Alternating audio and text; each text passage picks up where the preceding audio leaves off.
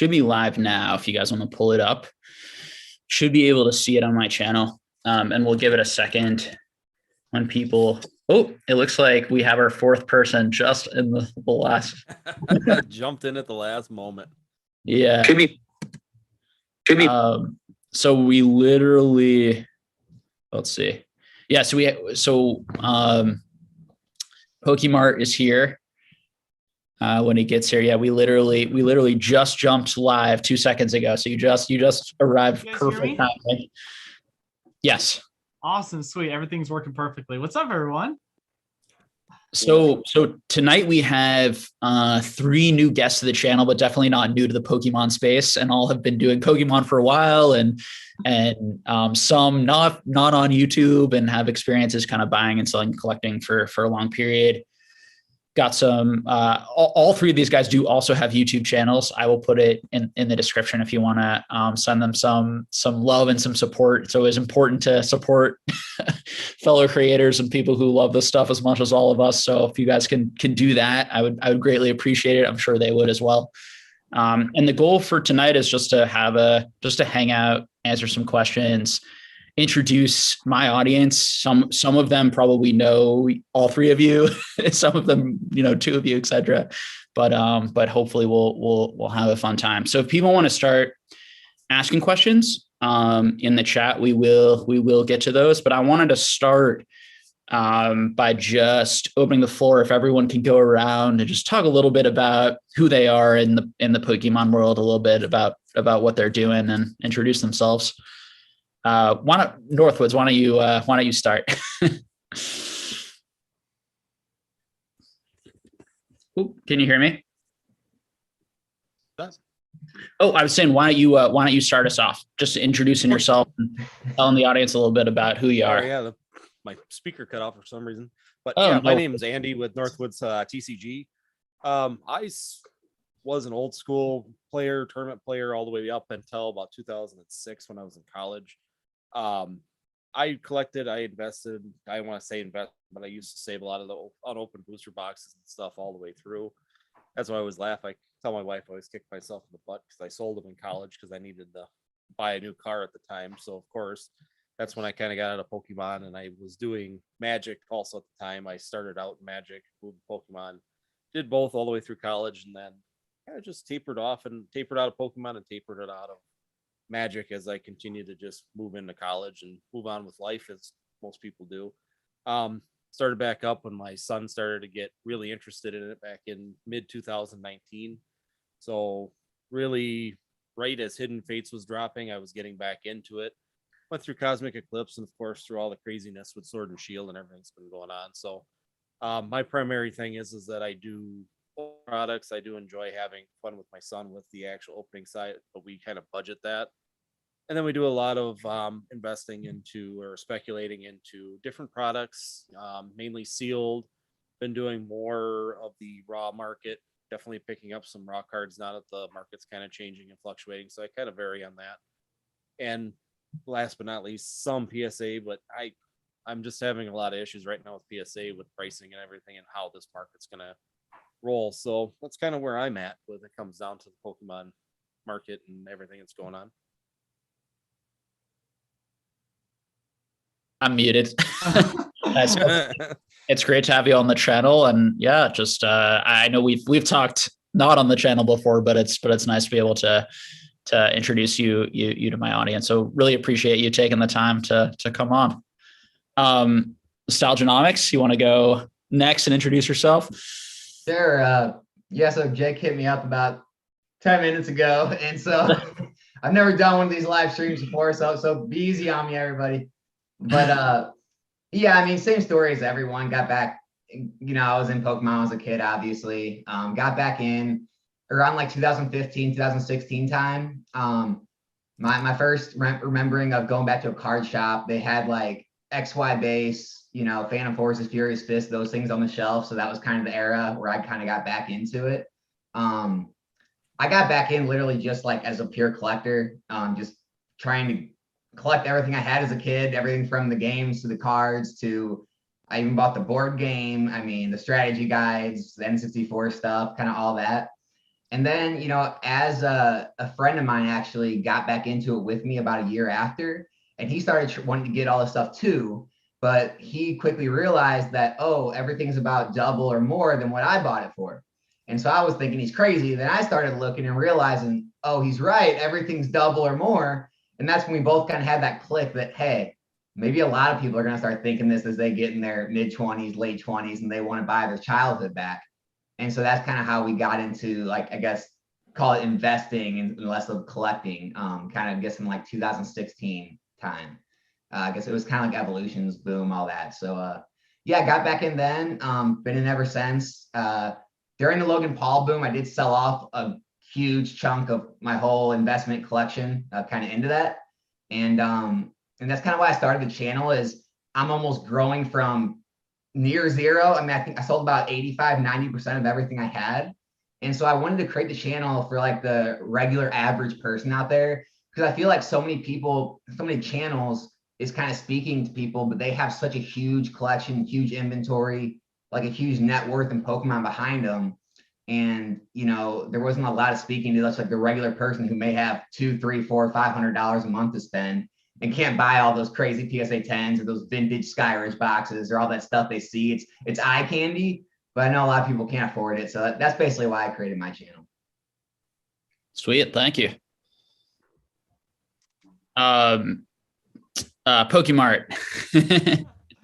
Or I don't know if I should call you Alex and Elijah or whatever you guys want. I mean, Pokemart or Eli. I go by Nick, but either works. But hi, for those of you guys that don't know me, my name is Eli. I own and operate the website Pokemart USA, and then I also have my own YouTube channel as well. To kind of give a little bit of background as far as it goes of how long I've been in the hobby.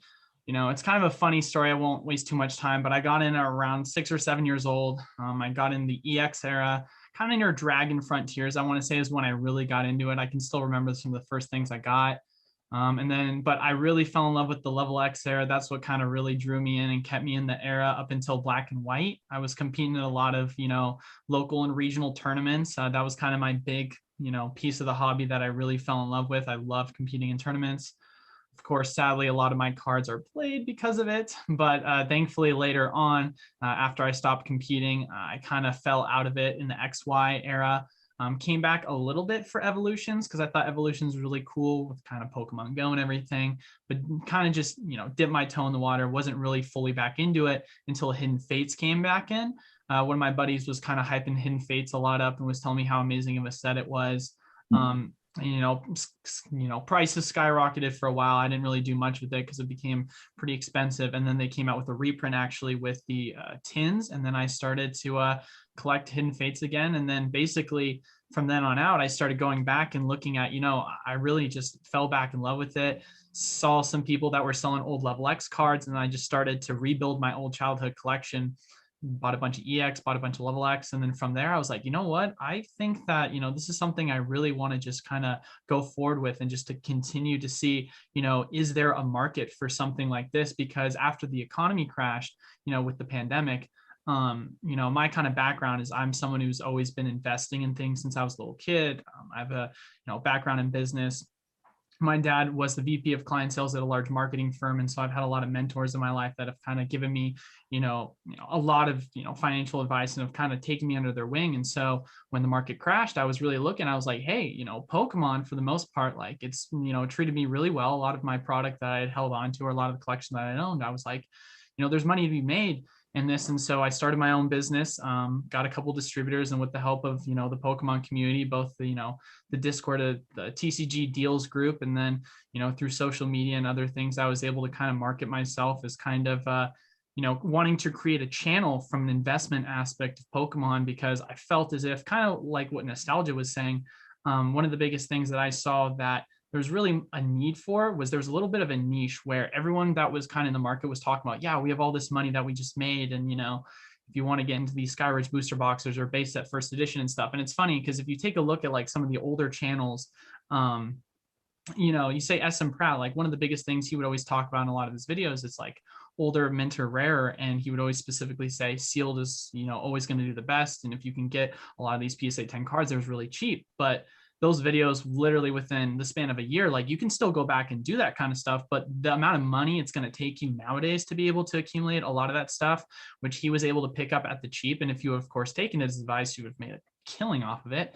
But it became one of these things where it's like, all right, so then what's the next kind of space in the hobby? And so I've been someone that's very much chart oriented, and I always look at a lot of analytical data. I follow the stock market for the longest time. And so for me, it was one of these things where I saw a huge correlation to a lot of the actual value that happened with sealed products specifically with Pokemon product. And I saw, hey, you can actually really take a lot of this information and you could really source it out and see that there's actually like an emotional graphing chart that you see kind of with cryptocurrencies and stocks. And so from that, on my channel, I like to use a lot of that information to, kind of make predictions on what could potentially happen for future markets, but more specifically, just catering towards, all right, I've got access to these distributors that tell me when reprints are going to happen. I know exactly kind of the swings, the ebbs and flows of the market, because I've been doing this long enough to kind of figure it out. And with my kind of background in finance, I've been able to figure out a lot of these things really quickly and pick up on it. And so I use a lot of my kind of, expertise, I guess you would say. I wouldn't call myself nearly an expert in the market, but in my specific field of finance, to be able to kind of help a lot of people, that aren't able to afford a lot of these older items to be able to invest in modern and get in at a lot cheaper of a price. Like we just recently had a reprint, of course, with the Darkness Ablaze Elite Trainer boxes, Shining Fates Elite Trainer boxes. And so really talking about that and how there's such a great opportunity for a lot of people to get into the market, especially when you also couple that with the kind of system in which the Pokemon company likes to do its reprints right before, typically speaking, with tournaments. And obviously we finally have worlds coming back out again. And so I think some of these items, taking a look at just what they did with, Roaring Skies and so on and so forth, being able to just, use these predictions on what the Pokemon company typically likes to do, historically speaking. So just kind of doing a lot of that stuff. I won't go into it anymore, but yeah, that's just a little bit of my channel. So the first question I wanted to ask, which I think you really started to answer there actually, is just to go around and share sort of like what you're buying, like what type of thing are you buying? You don't need to give like specifics. It's like buy this Elite Trainer box at this value, but what types of things are you buying and why? And I think you did start to answer that, which is great, because I think it'll just give people sort of just an overview and your sense of kind of what you see in the market. And I really like to bring people who, are experienced and they take a look at this market and, where do they see value for themselves and sort of why. And so I think that would be a good way to just kind of start it. And we can go from there. I do see some good questions starting to come in chat, which we'll definitely get to. If any, who would like to start? Now it's a free for all. I can start this one out.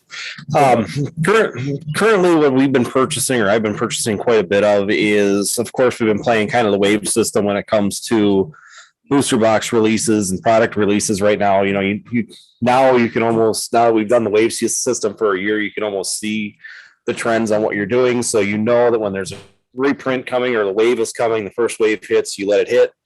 Let it drop down as the hype and FOMO wears off. You can grab, and kind of time everything. And that's kind of where we've been playing, trying to, I want to say, build our war chest a little bit so that we can, because once again, I'm kind of like nostalgic nomics over there, where we kind of started at zero after everything happened in 2020, and 2019 really started with nothing. So it's been kind of a building game, trying to be able to slowly move in. Like now we've been buying some, looking at XY products and trying to really analyze where the market's looking there.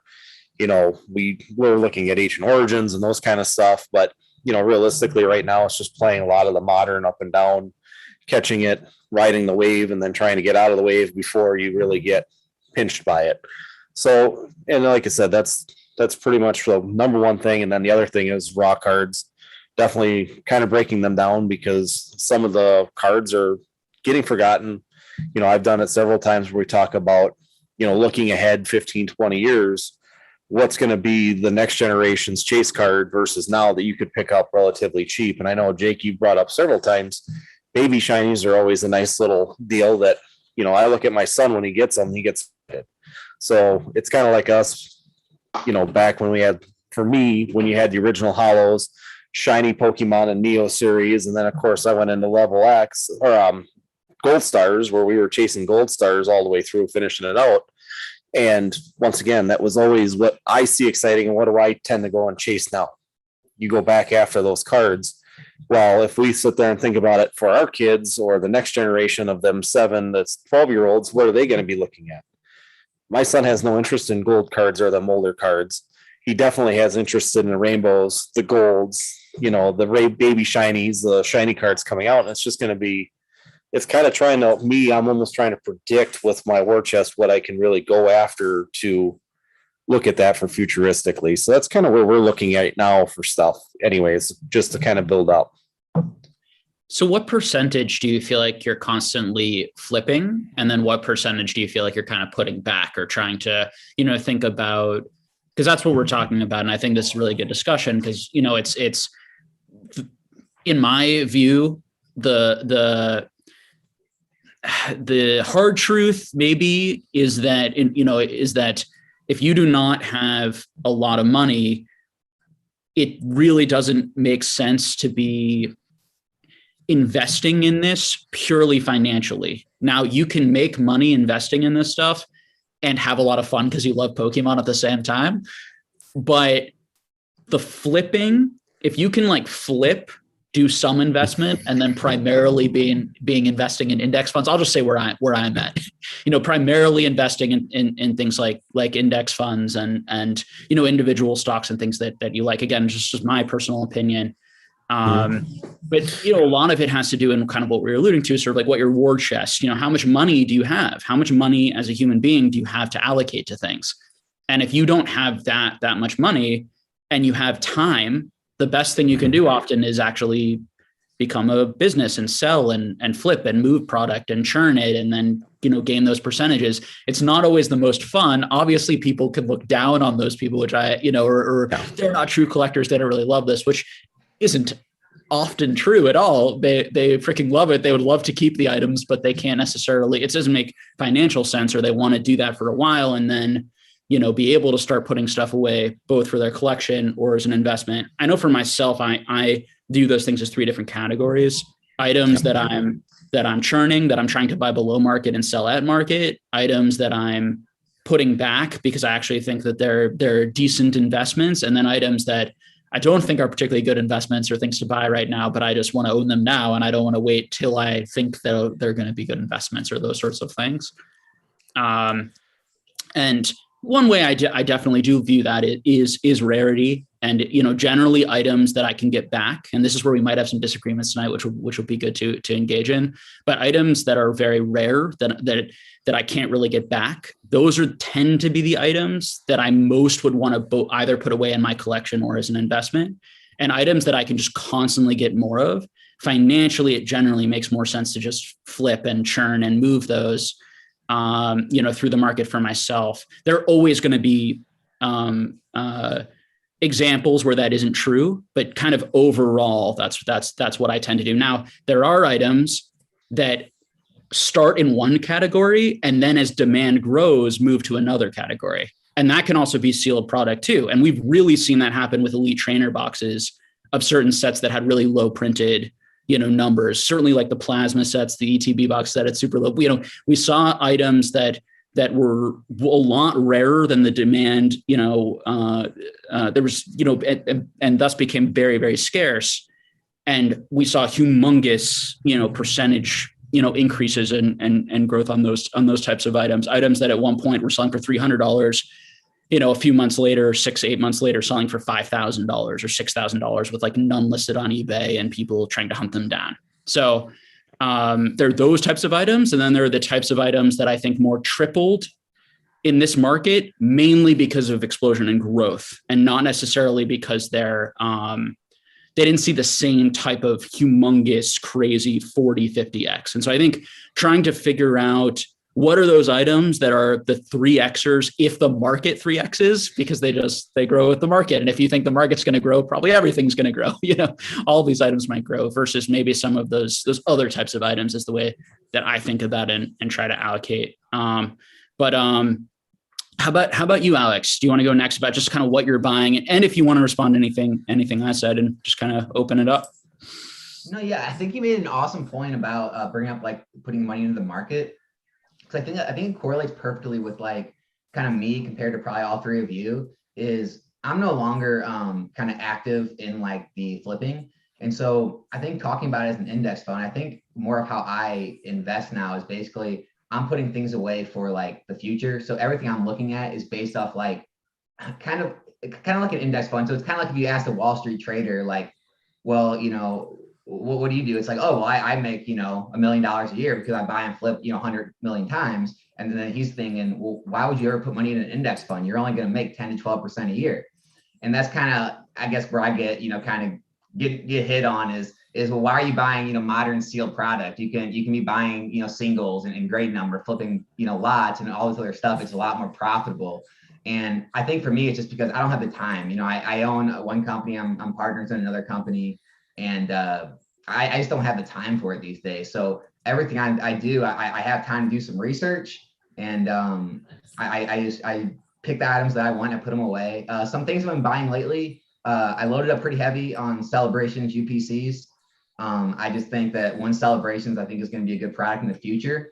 I thought it was going to be one set that it's probably not going to get a reprint because it's a 25th anniversary. I think they have a lot more things to reprint. I don't know why they would reprint an anniversary set outside of its anniversary date, year. So I went heavy on those. I honestly really like any of the Pokemon Center exclusive Elite Trainer boxes, just for the fact that, stores are getting in at the same price that you are. So, any of the big stores out there, it's not like they can get the Elite Trainer boxes at like $25 and the market price is 40. Everyone's got the same floor on those. So I think it's a good investment. They're a lot more limited than the mass release products. So I do like those. And then I just look for products that I feel have more value in them than the market's giving them. Like some weird things I picked up. I just picked up like cases worth of Sun and Moon base set Elite Trainer boxes because, they got reprinted a long time ago. But now the supply is starting to run out. They're still sitting at $40 when the booster boxes are up in like the mid twos. And so I feel like the value's there. And I feel like, if the market does start to move up and the supply runs out, they're going to be, follow it. And as always, obviously, if I find, I'm always searching for deals on vintage PSA cards, but I'm like a 10 or nothing guy. So I don't want any 8s or 9s. I think those are not going to kind of rise with the tide like we've seen during like, the Logan Paul boom or even the Evolutions boom. I just feel like the pop reports are getting so drowned out to where I don't know if there's going to be enough collectors left that want those lower grades to kind of buy out the market of how many are going to be always available just readily. And I think the 10s are going to be the one thing that aren't as readily available into the future. So yeah, for me, especially as 10s, when I see a good set or a good product like UPCs, and I'm always like searching for older things that kind of have their values are kind of off of what the market is showing, and I like to kind of get in before the market catches up. So that's where I'm at.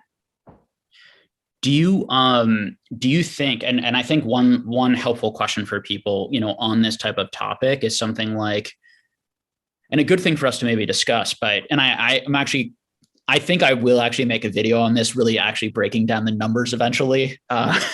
But does it make more sense purely financially? Do you think, given the current market right now, Alex, does it make more sense for me to take that money that you're putting into booster boxes and just put it into index funds? Now, does it make more? So, because for me, the reason why I wouldn't do that is because Pokemon's a lot more fun. Like, I'll just be completely honest with you, right? And this is this whole conversation, I think, where it can be like, I can both enjoy a hobby, be part of a community, and hang out with people, and still make money and have cool stuff on a display. Or am I like really trying to outpace index funds and I'm trying to like retire on this? You know what I mean? And it's sort of like, and you don't need to answer for everyone, just specifically for you, like, what do you think of that type of question? Respond any way you want. Yeah. So I think if you treat it like an index fund, I think like I said, the future can always be different, but we can't always, predict the future. So all we can do is look at the past, right? And so if you would have consistently bought Pokemon like an index fund, I don't think there's any 5-year, 10-year period where you can point to right now that hasn't out produced the stock market. I mean, XY, Sun and Moon, now moving into Sword and Shield. I mean, Sword and Shield base, Guardian or Rebel class, they're already 200 or more. So, I mean, so that's not true. I'm actually going to show it in my video with numbers because it's one of these things that you have to show with numbers. Yeah. It's definitely true for some of your high performers, like some of those ETBs and like some items that we saw 100%. So you have sort of three categories, I think of, Alex. Like I think of your sort of high flyer, 10 to 20 to 30 Xers, and you did see some sealed product do that. Then you have sort of your like 3 to 5 Xers, which were kind of like most of like the sun and moon block, a lot of XY boxes, 3 to 5X in sort of your 5-year period. And then you have your boxes or your ETBs that got reprints that ended up not moving at all or moving very, very slight, or some of your poor sets that really only went from $85 to $160 or $170. And depending on which one you look at and which time frame you're looking at, because the stock market has tripled, in a lot of the periods we're talking about the stock market, these index funds have tripled, quadrupled. And then when you add, there's so much money printed and everything is so high that I think it can be easy to sort of lose track, I think, of how much money you could have made in index funds if you out there have not been putting money in index funds. Now there isn't any, there's no guarantee that that's going to continue. That could fall 40% in, any day. And I do think there's an argument to be made that in some ways that's actually, funny enough, like more risky, at least in the short term, than actually buying like a modern booster box at $72, because I think there could be a little bit more of a floor. I think it's less likely that, believe it or not, that falls 40% than some of my like Berkshire Hathaway stock, just given how much it's moved up, because Pokemon sort of creates this price floor. So these brand new products haven't had the chance to really triple or quadruple. So I think that they actually don't have some of the risk as some of these other products. But what do you think of all of that? And then I also want to open it up because I think Pokemart, you definitely, I saw the wheels turning with some numbers, and I know you guys know the data really well. So I'd love to hear. I'll be short. So, I mean, yeah, I'll be completely transparent too. Like, 80% of my net worth is still, I guess, in my house in the stock market. Okay. So most of my money's still in the stock market. Don't get it twisted that I have, I'm fully invested into Pokemon. Anyone out there? Okay. My only point is that if you're talking about index funds, you're talking about a group of stocks, right? Mm-hmm. When you're pulling out, certain sets that you're saying aren't performing, that's like picking single stocks. And if you picked certain single stocks, they would have performed much less than the worst performing Pokemon set. So you have to take it as an index fund. So take all of X and Y, or all of Sun and Moon, or even half XY to half Sun and Moon. If you take any of those periods and take like every booster box, you would have outperformed the stock market every time, because you have those high flyers, you have the ones that didn't perform well. But the worst performers in the past, 7 years have been Steam Siege and Crimson Invasion, which both are about double or 3 times. And then you have the high performers like Team Up and other things that are, 8, 9, 10 times. And so if you take an average, if you'd have bought one booster box of every set from XY to Sun and Moon, the average, you'd be up more than the S&P is up. So I think those numbers are pretty high. I don't think those sets have gone up as much as you just said in terms of tripling in value. Steam Siege tripling in value after shipping, after fees that you're paying on both ends, sales tax, liquidity issues, when you minus the fact that you weren't getting dividends, it wasn't paying you anything for the 5-6 years they were holding it. I'm going to break it down in numbers. Well, growth stocks don't either though, right? Growth stocks. Well, they stocks have dividends that you some own stocks for you're just looking for, growth. Some stocks, yeah, don't necessarily pay dividends for sure. Yeah. It depends. Yeah. If we're comparing it to a dividend paying stock or not. Yeah. It also, I don't know, and maybe you can help with the numbers. I don't have all the numbers right in front of me, but what boxes went up in the Sun and Moon era 10 times that you just said? Team Up was, from $90 and it's going for in the 700s. But that's not 10 times. I said almost 10 times. You have multiple boxes that went up 5-6 times. You have Cosmic Eclipse. The stock market, depending on the window, has gone up 4 times. There's a lot of these. This is only 3 to 4 years ago, though. But it depends on the window that you bought. Yeah, if you happen to, okay, so here would be my response to that, right?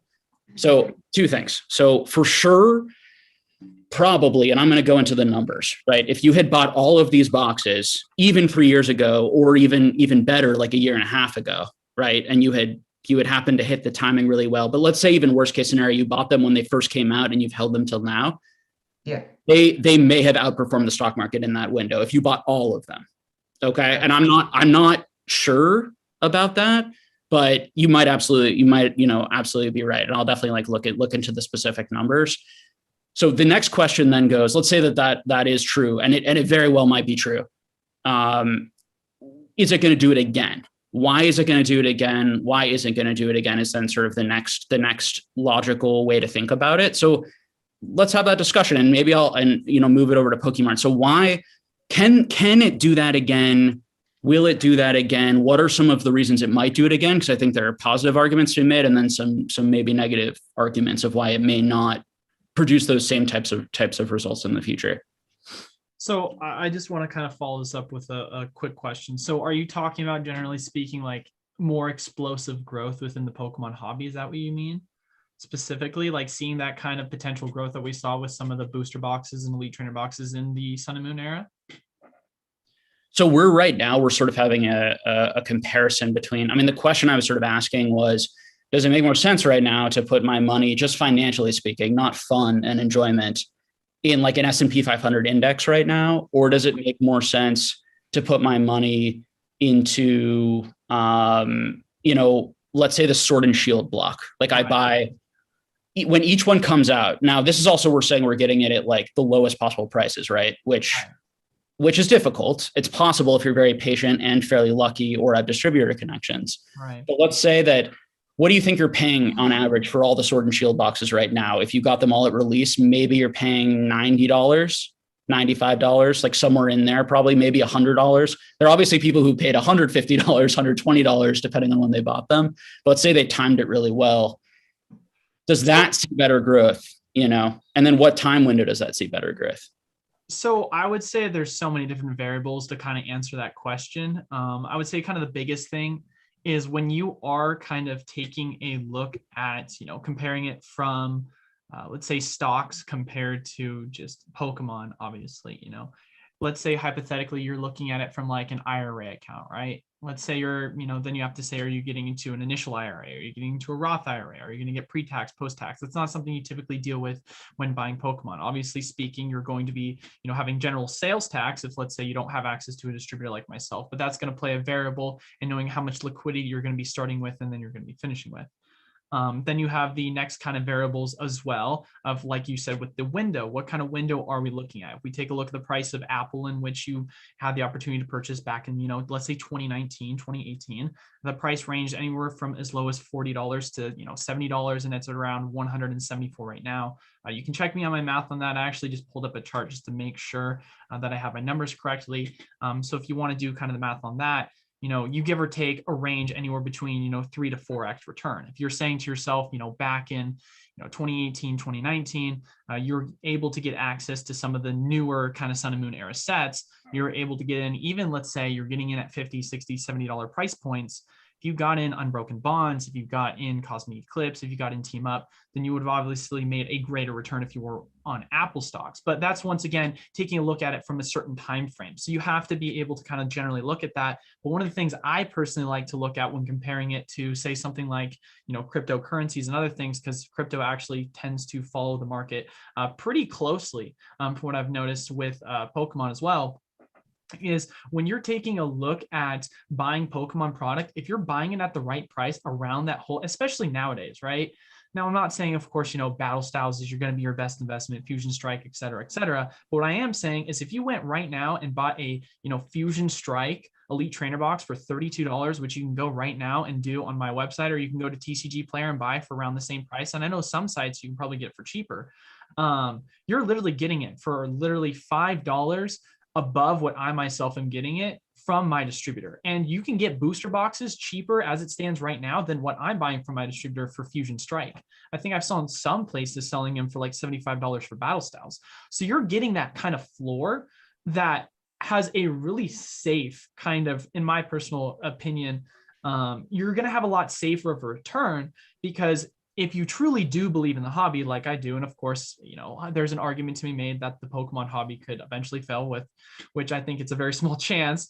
But there's an argument to be made that when you're getting in at these prices, you have such a better floor than if something were to happen, financially with the stock market. Obviously, there's so much speculation going on right now with inflation. And obviously we had one of the highest rates in the past, I think since the 70s is what they're saying. Obviously, you've got increased gas prices, you've got everything going on overseas. So it's like there's so many different variable factors that are going on. And then there's some, legislation that's potentially going to pass that could cause, kind of financial stress within the market. So there's so many different things that you could see potentially happen that cause a little bit of a fallout in the market. And of course, as you've seen to start, 2022, we started off in a very big rough patch. It looks like we've started to kind of turn it around a little bit. But in regards to buying a lot of this Pokemon product, what your floor is, but you don't know that with the stock market. And so that's why I think, specifically speaking, I like it because I look at it as a lot safer of a return, because I truly do believe in the market of Pokemon a lot longer. And then if you want to talk about even on a larger scale, I actually made a full breakdown video talking about this because I had a lot of people have this discussion. And of course, once again, price point, time range, talking about stock breaks. But we did a 1-to-1 comparison on if you did invest in Apple, I think it was around $10, I think was the price point that we got. And if you had initially bought in a first edition base set booster box for around $100 as a price point, and of course, Lord knows if you were able to access it at that price point, especially considering the hype. But, hypothetically, for the sake of the argument, we did actual timelines looking at the history of the prices. And we also compared it to other sets as well, such as Majestic Dawn. And we just saw that, for the majority, please understand the word when I say majority, that doesn't mean, of course, there aren't going to be variables and outliers, but Pokemon statistically tended to outperform the stock market. But that's not to say the stock market didn't, like you said, triple, quadruple, and do extremely well. But that is to say that, Pokemon has performed historically really well. And then on top of that, you also had this absolutely astronomical boom that kind of happened, So, and if you take Majestic Dawn, for example, this is one of my favorite sets. This is why I like comparing it. You had the price of the booster box going around for, in 2016, around that kind of $300 price point. You take a look at it now, I think at its highest point, it was selling for around the price of, $8,000, I think is what its highest selling price was. If you take a look at the price of Apple, during that same exact kind of time period, obviously it was in an upwards trajectory, but the price of Apple was going for around $30 at that point. You're still not going to get that same amount of return. Once again, there wasn't that extreme boom that you saw, and there's so many different variables having to do with COVID and having to do with stimulus checks that you can't really kind of calculate in. So you have to take everything I'm saying with a grain of salt. But we saw a very similar boom, not to the same exponential amount during the time of the Pokemon Go bubble.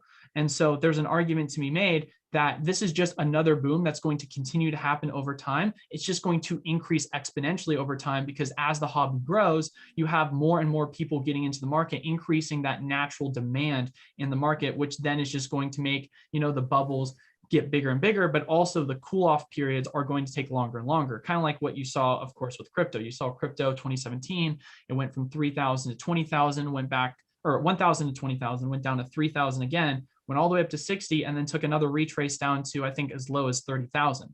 So it's like it's been in a sideways market for a long time. And you see that similar correlation between what's been happening within the Pokemon market, where these cycles in and of themselves are just expanding and taking a lot longer of a time to kind of play out.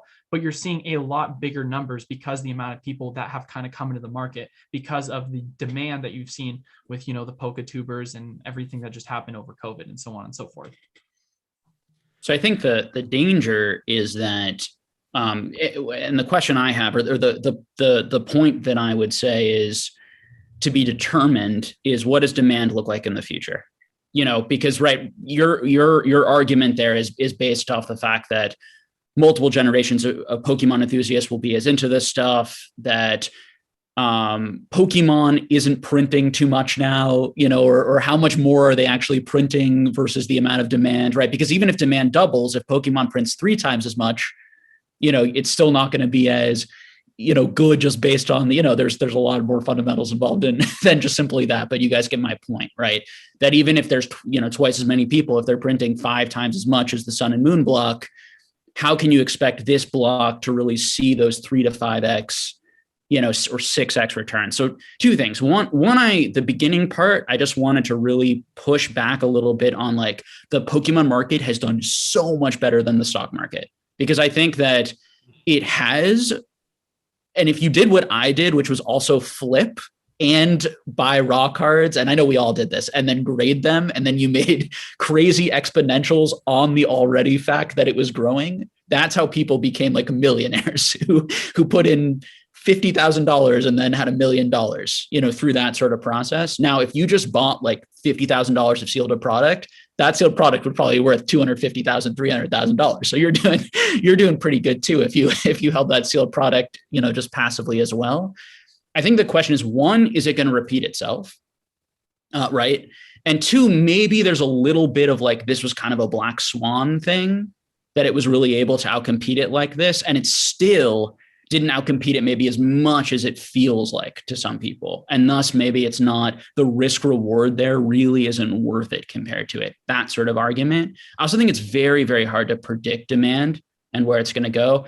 And I'm not sure how much product they're printing. That would be the two things. So all that being said, I'm not disagreeing. Like I would never say that's wrong and that it's not going to out compete the stock market or do the stock market. I would have no way of like knowing anything like that for sure. It's more thinking of what are the reasons it really might, and what are the reasons it may not. And, one thing we've talked a lot about on this channel, right, is the potential for the demographics to be in Pokemon favor. We're all going to have more disposable income. There'll be multiple generations in the market. They'll be able to spend more money on this stuff versus how much is Pokemon going to print? How far are they going to go back to reprint? And then how many sets are they going to print? Because the more sets they have, there's also more competition, right? Because money still needs to go into those earlier sets for them to go up in order for the newer ones to go up, right? If these newer ones can't really get to $1,000 before some of these older ones get to $2,000 or $3,000.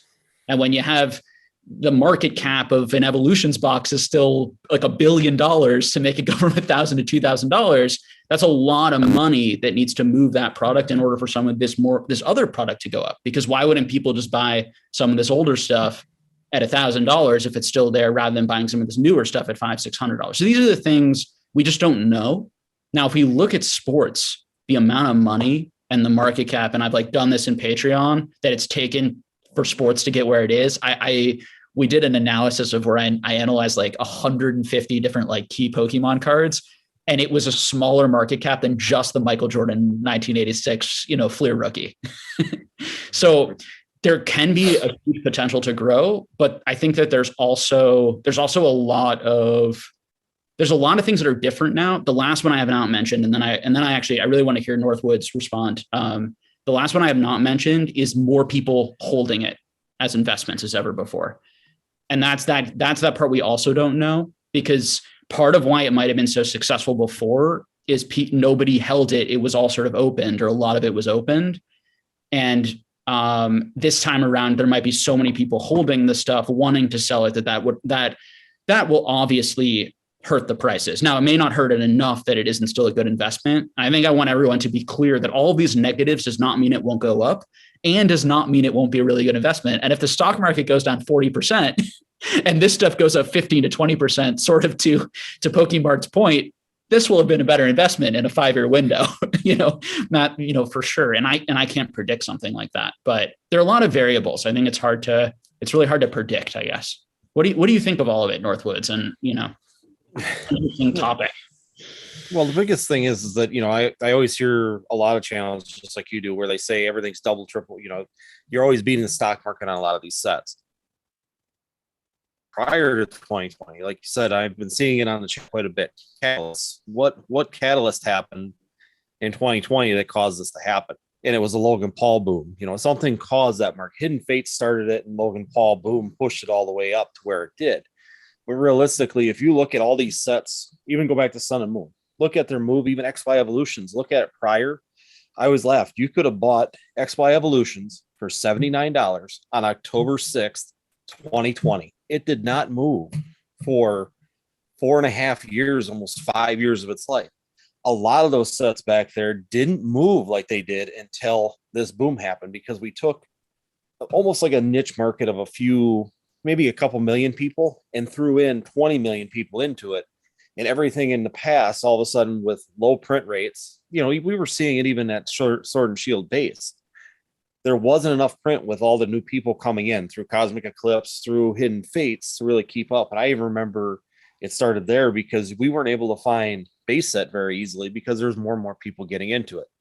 We need a catalyst to get this market to go again. So that's where I've even talked. Do we sit here and buy this stuff now thinking more people are going to hold it, more people are going to have it? I think most people have enough common knowledge not to take $1 million worth of product and dump it into the market all at once. I think most people have the general idea that if I'm going to do it, I'm going to inject slowly into the market and see until I start seeing an effect. But are we going to have to wait until the 30th anniversary and hope that Pokemon is still doing well? And on top of it, has a huge explosion of good things at that point to do it.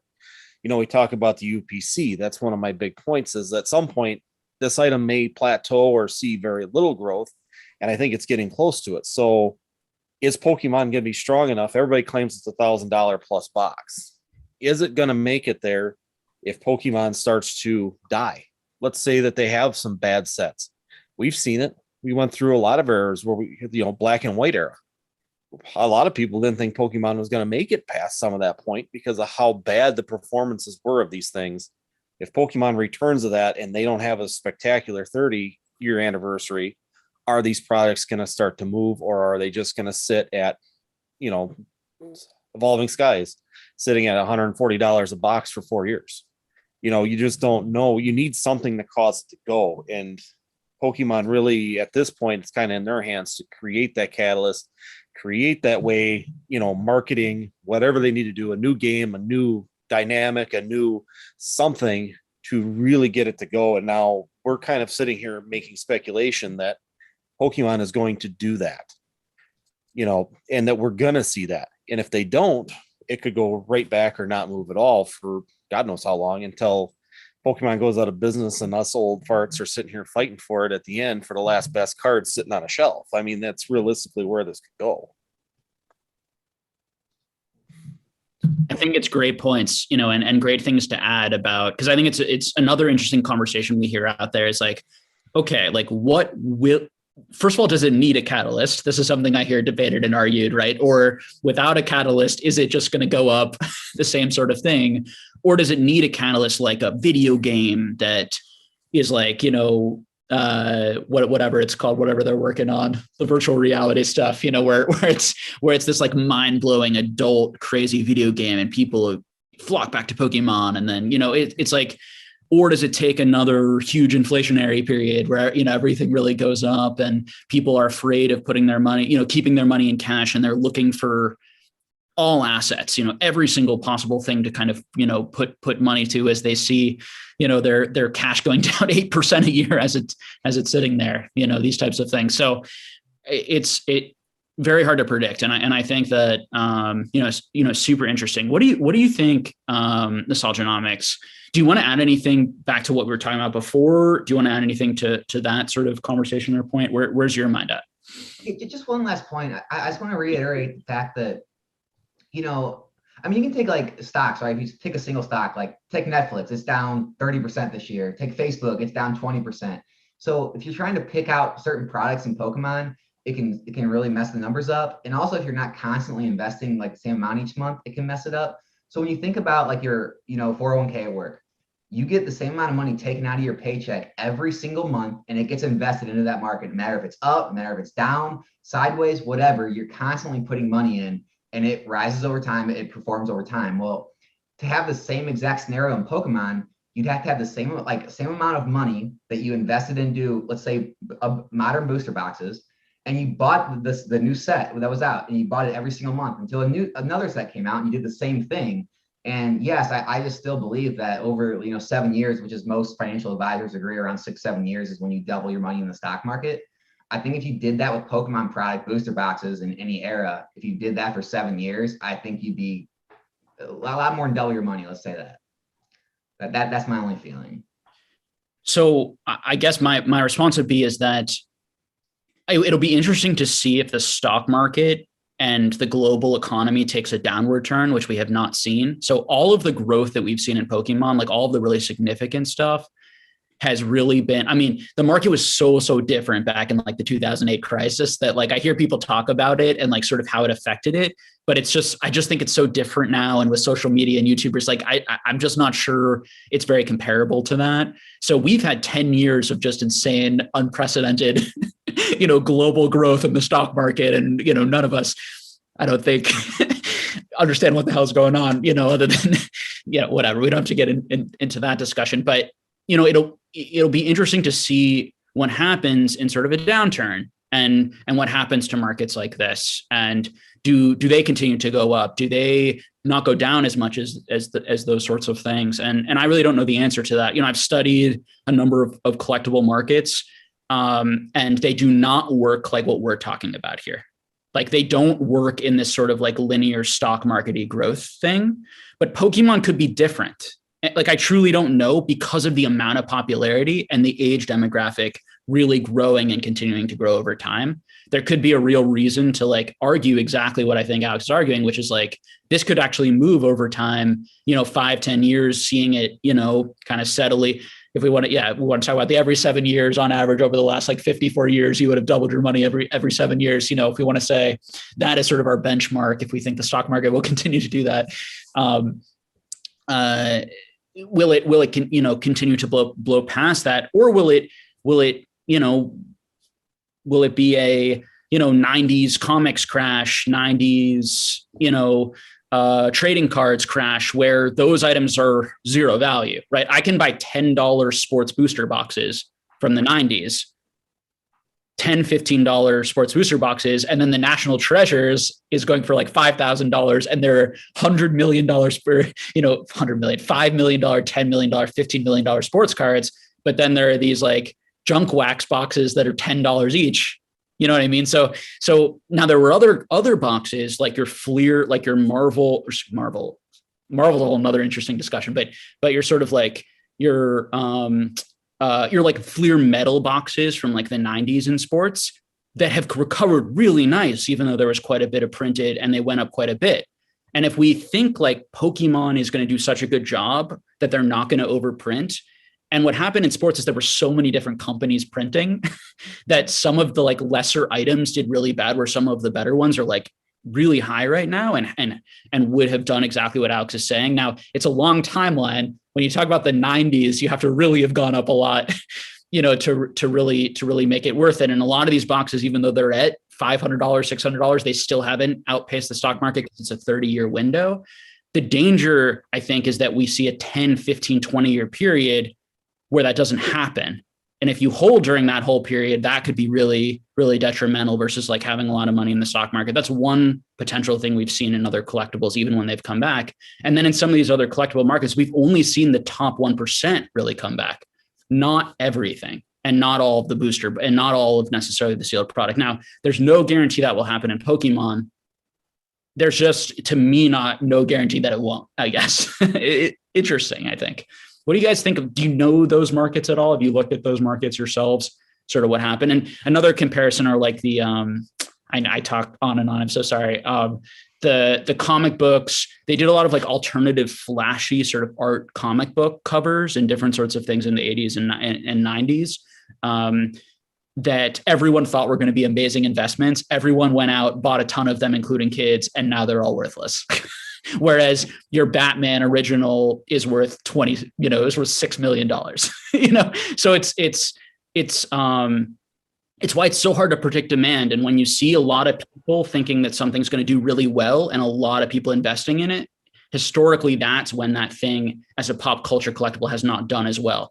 Now, you can also find examples where that isn't the case, though, like with some more key items in Pokemon potentially. So it's any thoughts on any of that stuff? I mean, honestly, I'm probably the wrong person to ask as far as all those markets go. I mean, just Magic the Gathering, though. I mean, it's followed the same type of trend that Pokemon has. But I mean, honestly, Jake, you're right. I mean, there is no guarantee. Obviously, we all just have to kind of go off what we think is going to happen. I mean, it's the same thing in the stock market. You just have to go off kind of what your gut feeling is. What you do all the research, the due diligence, everything you can, do the research on the company, And then, the next week the company comes out and the CEO did something and all the analysts say the stock's going to zero and it dropped 50% overnight. I mean, that's the kind of stuff can happen in Pokemon too. I mean, crashes can happen, but at the end of the day, I mean, I think we all have to kind of make decisions for ourselves. I mean, again, going back to, I think the safest play is probably what you're talking about, is never holding things too long. You playing that flipper game if you have the time. I mean, obviously, if you ask a Wall Street trader, if you should invest in 401k or mutual funds, he'd laugh at you. They probably laugh at you, and they probably have made 100x what a 401k is made, based on the same time period. So yeah, I mean, if you have time to do that, you're able to spend that kind of time, have the money, the capital to churn and have it to. But yeah, as far as just like what is going to happen, if you're asking me what the future is going to be, I have no clue. All we have is past data. All we have is what's currently happening. I mean, currently, sets are still rising. Like, yeah, we're getting reprints, but that's the equivalent of like, more shares being introduced in a stock, and the stocks usually go down, or, there's things like that happen. But, if it's a good company, it recovers, and Pokemon's a good company. And if the set's good, I mean, usually they recover as they have in the past. So I just don't have anything that's showing me that it's not going to continue to happen in the future. So I guess, no, am I saying that I'm right? No, I'm not saying that I'm right at all. I'm saying I don't know enough, and all I can go off of is past data. Yeah. And I'm buying all of the modern booster boxes and putting them away. Right. So now a big part of that is because of the amount of money that I'm able to put in stocks and other items and flip and continue to move. So I think these things are worth the bet. Now, I waited till it was $71, $70 a box was the only way I was willing to actually buy Chilling Reign and like Battle Styles, and then Evolving Skies at $95. Like I wouldn't have touched them higher. And thus I could have just missed out, right? Like if they really triple, who cares if I bought them at, if you bought any of them at $100, if they go to $300 versus I bought it at $70, we both made roughly the same, huge profit, right? There isn't too much of a difference. The one thing you did mention there, which I think is something I think about, is that I do not equate flipping in the Pokemon market to day trading in the stock market. Because to me, flipping in the Pokemon market is a lot about, the market price and you're buying large lots under market, and then you're selling immediately at market. In the stock market, it's so optimized that really what you're trying to do is like, you're trying to like momentum, right? You're trying to like momentum trade and get it low and then sell it high in a day. To me, that's so much more risky than I buy a lot at 40% of what I can flip it at eBay tomorrow. It's like, even if the market, like even if I have a bad sale, 20% lower, I'm still making really good profit there. And I think that's why arbitrage, we said this before we went on, I know guys making $500,000 a year just flipping surgical supplies. Like, it doesn't need to be Pokemon. You know what I mean? It's like there's a business model that is really nothing to do with like investing or like predicting is something undervalued or overvalued. It's more just like, what are people willing to pay for this? And can I source it cheaper and get it from point A, to point B, and then obviously there's all these drop shippers, and, some of it I think's legitimate and people are making that money. Some of it I think are scams and people selling courses, and they're really making their money by selling courses and not actually doing it. So beware, on all of that stuff. But and I'm in the exact same boat, Alex. I completely agree with you. It's like, I don't know. Right. And for me, I guess personally, it's fun. I enjoy it. That's primarily why I do it. I am willing to kind of like take the risk, and I just think what worries me is when I see, and I'm not seeing this from many of you guys. Part of why I like all of you guys is you're smart and data driven, and you share like thoughtful opinions based on like real world experiences. But I do sometimes run into what I think is a bit of like a irrational exuberance of like, I'm guaranteed, like this is guaranteed. And those are guys like where my heat comes from or passion comes from is people reach out to me because I'm a social worker and talk to me about their $30,000 that they're on credit right now and they lost in this market because they like got caught up in like the guarantee and the FOMO and like you can't lose type mindset. And they weren't, just as you said, Alex, like you're putting 80% into other things. They weren't like doing that.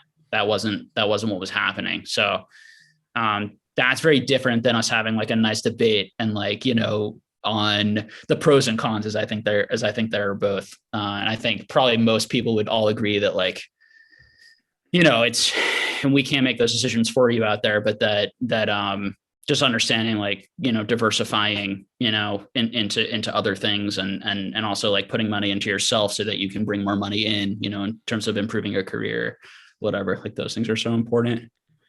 What do you guys think? Well, I think so. I think that's the number. No, I'm sorry.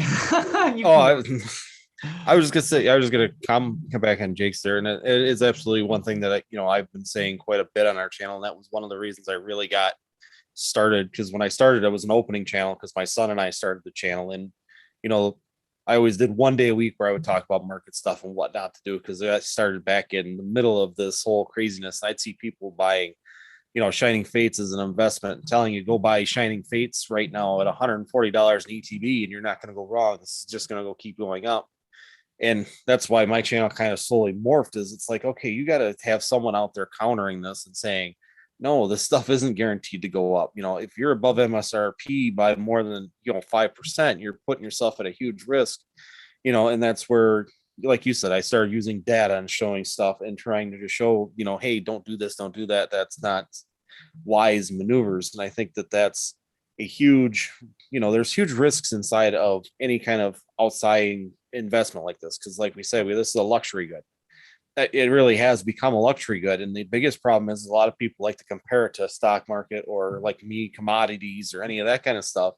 But I can sit there and click a button on my computer and I can sell a stock, you know, within a couple minutes.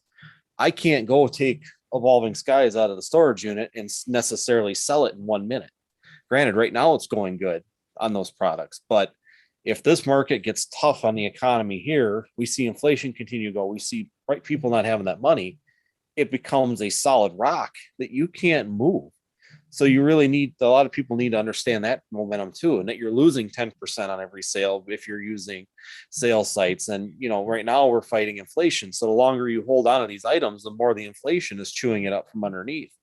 These are all things that, you know, it's really difficult for people when they were telling like people guarantee buy this, I guarantee it'll go to the moon. You'll see this go forever. And realistically, it's just not true because if things change, economies change, markets change, items go from being really fluid and liquid to being solid, and you just can't get rid of them. Then what do? You're sitting on a box of Pokemon cards for the next 5 years, hoping that the market finally wants to absorb that for a decent price or at least equal to what you have invested into it.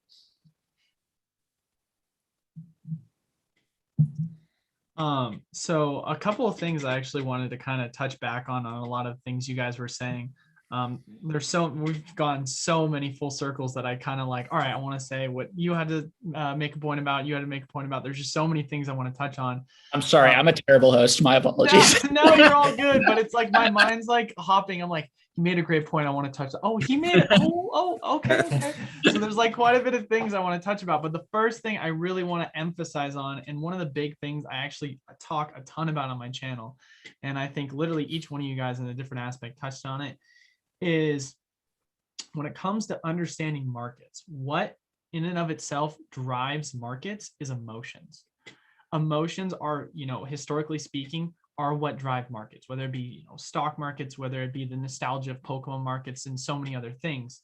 And that's one of the biggest issues, or one of the biggest things I really harp on a ton when talking about things in regards to investing in Pokemon. Because when you take a look at like a point that you made, Jake, is you were saying, I ain't going to touch battle styles unless it's 75, same goes with Chilling Reign, and, you know, 95 for Evolving Skies. One of the biggest questions I was always asked all the time on the channel was, what's the price point to get in at Evolving Skies? People asked me that countlessly. And when the price had gone up to 190, I said, guys, there's going to be a reprint. Like, we're literally on wave 1. Like, there's no way we're not going to get a reprint. You get a wave 2 reprint, goes down to 120, and then you get a wave 3 reprint, and it goes all the way down to 100, some places sub $100. And I kept harping saying, guys, here's the thing you have to understand in this market, and just generally speaking, you have to understand your dollar cost analysis in knowing time in versus time out. Because if you're going to say to yourself, all right, let's say that I buy in at a price point on Evolving Skies at 160.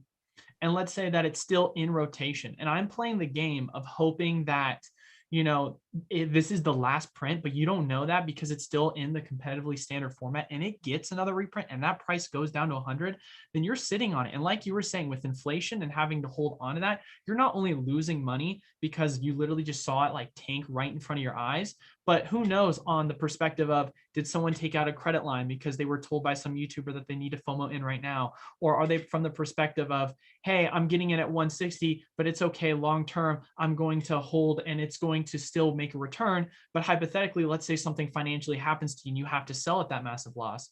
Or another thing to make, of course, is, well, there's an argument that within that 6-month period in which you held at 160 before reprint, or 2 months or 3 months or however long it is, you could have instead waited that period, or you could have invested in another item that had a better cost analysis in regards to what you could have yielded on a return, and just waited for that Evolving Skies reprint to go down to $100 or go down to sub below that. And let's say hypothetically, the price of Evolving Skies goes down to 110, right? And you're like, I really want to get in at 100. I really want to get in at 90. There's no one telling you have to go all in. And that's, one of the biggest things I talk about is you should never go all in. If anything, kind of like Nostalgia was saying, typically a lot of people like aren't making a ton of money to where they're able to just put it all in at once, and it's a slow thing. And that's where dollar cost averaging comes into effect. You can set aside 50% of how much you make as like free, not literally how much you make, but like extra money that you make. You can set aside 25%, say I'm going to invest in stocks, crypto, commodities, Pokemon, however much you want to do it. And so like when the price of course, Evolving Skies went down to, 110, people were like, should I get in? I'm like, if you want to, you can get in, but there's no guarantee it's not going to go down to 100. And you have to really be able to analyze that to the point of which you say to yourself, all right, am I willing to get in at this price point, knowing that it could potentially go to 100, potentially go to 90? And obviously there's no guarantee you're going to know that. You really have to base it off of just, market sentiment. And once again, going back to the emotions of the market, how are people feeling about this market? What kind of, can you use as predictors to know which set is going to be good? And one of the things I find very fascinating, especially when you kind of take a lot of, a historical approach, like Nostalgia was saying, when you look at this market, a lot of what I do specifically, and it sounds like a lot of you guys do the same thing, of course, we look at what we know right now, right? And I feel like I hear a lot of the same emotions and I hear a lot of the same exact arguments that kind of were made basically back during the Pokemon Go boom. A lot of people, and I mean, you can literally go back and you can see, and this is what's great about the internet nowadays, which is once again an argument to a point that you had made a while ago, Jake, when saying, 2008 versus what happened with COVID, they're completely different things, or what could potentially happen, they're completely different things because we didn't have the internet. Well, we did have the internet in 2016, 2017, and we were able to see a lot of YouTubers talk about that growth with Roaring Skies and, and Primal Clash and the reprints they had right before, competitive play. And, you saw Rudy and his whole argument that he made about, oh, this is such a sham. I can't believe they just printed the set in the ground, Roaring Skies booster boxes were several $100s and now it's like $80. And then same thing with XY Evolutions. I mean, Evolutions, when the set first came out, it was a very popular set. And it went up several $100s. And then all of a sudden it just got printed into the ground. And that set, like Northwood was saying, sat for $80, like for the longest time. And then when it broke over $100, everyone was like freaking out, like, oh my God, it's over $100. And it's like, you're freaking out in a 3-4 year like time frame of like, oh my goodness gracious, this was up 25% in 3 to 4 years, right? But it's one of those things where, going back once again, nostalgia, I'm just going back and forth with what everyone said, just making points. But when he was saying looking at it at a 7-year time frame, it's like everyone wants to look at it from that year-to-year return because they're like, I have to make 12% this year. I have to make 10% this year. But there's a reason why they look at it from a 3 to 5 year turn, a 7 to 10 year, because, typically speaking, market cycles run in cycles. You're going to have your up periods, you're going to have your down periods. And during those explosive periods are typically when you're going to see the greatest return. And then during those down periods, of course, you can decide how you want to play the market, but that's where you're not going to see as great of returns, if not any, as it's going in a downwards market. So that's usually the time when you're either waiting, idly buy, or getting in at those bottom prices where you're able to then hold for that several years where you're not going to be able to make a return. And then once it finally gets that boom, that's where the kind of averaging over that 5 to 10 year period, you really begin to see that. Of course, once again, going back to the whole main premise of the point that I'm making with emotions, people have that terrible tendency, and this is just in human nature. I wouldn't be surprised if all of us have done it. I know for a fact, I myself, this is something that I've really learned a lot in regards to investing, is just understanding that there's always going to be opportunities in the market, and you should never, make your sentiment or make your decision financially based on emotions. And you should really come down to what you believe first. Let's say you take advice from one of us, right? Well, none of us are financial advisors. We're just a bunch of guys that have knowledge in the Pokemon market. And at the end of the day, you can, listen to what we're saying, but you have to come to a rational conclusion on why it is you're getting in at $170 of Evolving Skies. If you're saying because, oh my God, I have to get in now because it's not going to get a reprint, or it's only going to the moon from here, then that's just that's just not a good argument, right? You have to be able to let go of those opportunities. And if you say to yourself, well, I want to get in Evolving Skies because I'm a collector. Well, at the end of the day, if you're saying, I just want to buy one Evolving Skies booster box, hold it just because I want it to be part of my sealed, booster box collection, that's one thing. Versus if you're trying to invest a lot of it, you don't have to invest in Evolving Skies because that's going to be the only one that's going to 5, 10x, in the next 20, 30 years, or however much it goes, 2x, 3x. There's going to be other opportunities that are always going to present themselves in the market. There's going to be other amazing sets that are always going to come out when in the Pokemon company. So you just got to really, learn to control your emotions and be patient in this market, because opportunities are always going to present themselves. So another thing I want to throw out there, which you reminded me of in some of what you were talking about, is because we do often compare, right? And I got very lucky, and I came really I was in the hobby. I came in the hobby late 2016, came back in the hobby in sort of a serious way, and then got really intense in 2017, 2018, just 6 hours a day, probably more because I was doing it at work and all sorts of places, just every second of the day studying the market and buying and selling things. And I mean, it's such a different market now in terms of collectability versus playability. So one thing that you bring up is part of why, right, that booster box went up so much is because of the Shaymin EX. I mean, that was the reason that it went up so much. It was not the Rayquazas that people were chasing. It was the playable cards that people were chasing back then. And so one thing we do not understand, and this is, and I want to bring this also back to Alex's point when we compare it to Magic. Magic functions around this weird sort of hybrid of playability and collectability. And they say they're just into playability. I think they're into collecting playability. And there's sort of an interesting sort of hybrid thing that's really going on there psychologically for a lot of people. But either way, part of the theory of why some booster boxes have done so well over time is because they're really fun to open and draft, because they were very low printed and people are willing to spend $1,000 not to grade the cards and make money, or to try and get collect the set, but because they want to hang out with friends, open it and play it together. And that's why some of those boxes have retained value. We have a very different model going on in Pokemon right now. Part of what is driving the value is the grading, right? The fact that you can open these booster boxes, it's the gamble. It's people can go on a PokeRev or one of these big streams. They can gamble on getting a big hit in their pack. Then they can gamble on that card getting a 10. And there's a lot of value in that in terms of enjoyment. It's just very hard to predict because all this stuff is new. It just adds more risk. This is new. A lot of this stuff I think is new. A lot of these booster box breaking shells. Now they existed then and people were gambling and people doing this stuff. And you could say it's more of a difference in degree than kind. And I think you'd be onto something there because that was always there. It was just so small. But the idea that now this market is really, the prices are completely being driven right now by collectability, not businesses are, and as playability opens up and gets stronger, businesses are still going to be, making money on those trainers and, and all sorts of playable cards out of these modern booster boxes. And we'll see if people start cracking them open and, and what people are able to do there.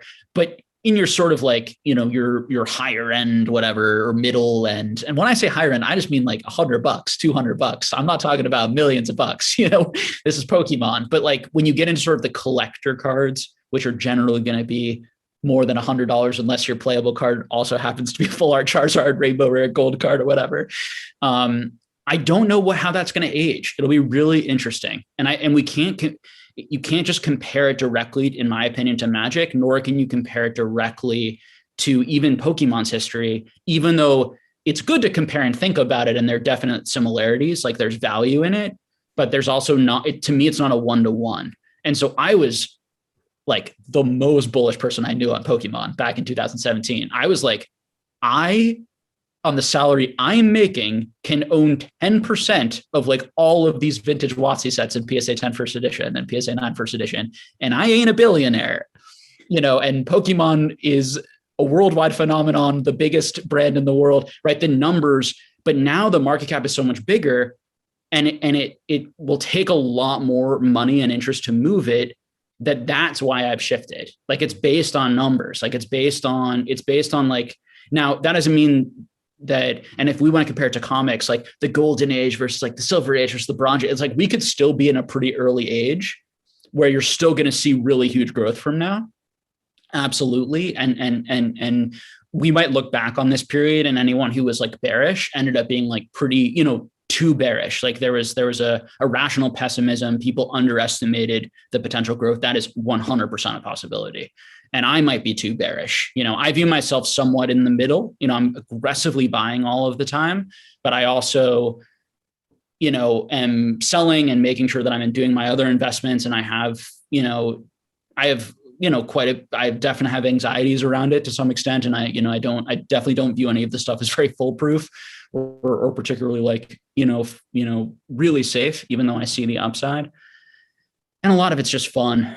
It's just fun. And I think that I have to be honest with myself that I would find something else. I'd find another game to play that might be more financially, that I could make more money in, or that would be more safer if it wasn't so fun. The only counter argument I would have to that is that I still think we're at a time where, and now there are a lot more guys and channels like you, where people are not looking at data.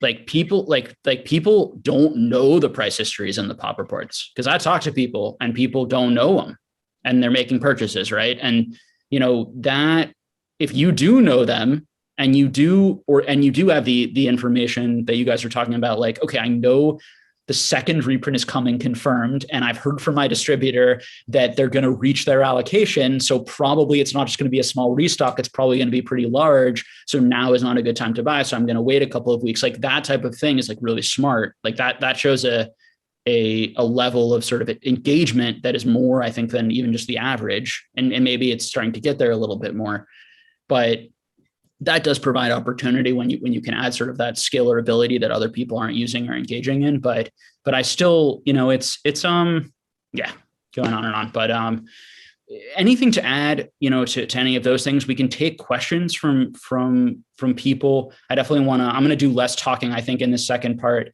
and really allow you guys to hear from these guys and really get to know them and their channels if you want to start asking questions. I just want to give a big thank you first to you, Jake, for having me on, and you guys for being on with me. And, I really appreciate it. Obviously, I just started YouTube a couple of months ago. That was a really small channel. So for you to invite me on here, I really appreciate that. Absolutely. I'm all about, like, I just love people who are passionate and care about their audiences and and I also, like, I want to promote people and help people. Like, it just helps the hobby grow. Like, I like all of you guys.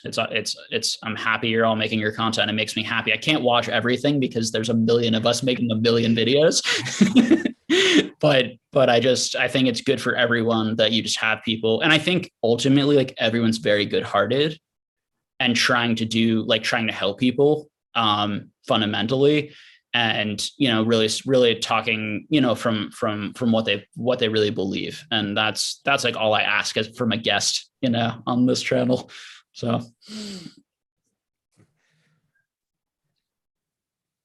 Okay. Questions. Let's see. I'm going to go to the top, and if you guys see any, feel free to take over and, read out one, answer any that you see. I got one from Tyrants here in the beginning, said a lot of money was made grading collections in the last 2 years. Do you think that will continue, or will the next opportunity be elsewhere, such as buying good value slabs when the market is flooded? Okay. So am I buying collections and raw cards to kind of flip and grade, or am I doing more of like buying, like waiting for the slabs to continue to come down and buying the slabs? What do you guys think? See, in 2019, that's what I actually did quite a bit of, because you grade a gem, you could sit there and send, hundreds of cards out and do that kind of stuff and make really good profit margins by doing that. Um, and the biggest thing is I have right now with the grading market is that we don't know where all these cards are still going to be falling in. We know we got modern cards that are going to start coming back here at some point. We're getting quite a few WotC era cards, but we're seeing less 10s than I was kind of expecting. Professor Oak, who's been on the channel, has done really well on the information on a number of PSA 10 hollows that have been coming back on first edition and all the different ones. And it's actually lower. I was expecting somewhere around 1% to 2%, every week coming back out of the grading markets of being hollows. And it's actually been about 0.5%. So that's good for the 10 market. It really is a good position for the 10s. So if you think you can get a PSA 10 in some of those hollows that you have in your collection, there definitely might still be the opportunities to do the flipping on it. But if they fall down in those 9 and 8 categories on just about anything right now, anything below that, it's going to fall into the flood. And I don't know, with the current price of grading, unless that really drops back down to that $10 to $7, I don't know if there's going to be any opportunities unless you can get that 10. If it's a 10 positive, it'd be worth it. Otherwise, I just don't see that coming back, at least in the near future. I think it's going to be a few years before we see, maybe even 5 to 10 years before we see opportunities in some of these grading scales coming back. How have you been feeling about the different grading companies yourself, to kind of add to that in terms of, what you're experiencing as a business, both from like the buying, like which slabs or companies you're buying from, but also as someone who might be grading or looking to grade at some point again? The grading companies are just, no offense, people always like PSA, and people drive PSA because that's the original, everybody go to place. I don't like the way the PSA has changed their grading scale. Now you've got an issue where you almost got to look at the serial number to decide if that 10 is weighted the correct way compared to a new 10 to an old 10. It creates that inconsistency that I'm not too keen on. Beckett and CGC, I do like them a little bit better because their consistency has kind of been there. Now I'm hearing sides that CGC is kind of backing down and making the 10 easier. So once again, are we going to be seeing, I'm just having the inconsistencies in grading companies right now is one of those things that it really makes it difficult for me to be interested in grading currently. I'd like to see, if you're going to grade it the same all the way through. I mean, if you get a 10 from 2001 and you get a 10 in 2022, it's the equal 10. It's weighted the same. If you were to go back and look at it again, it's the same grade.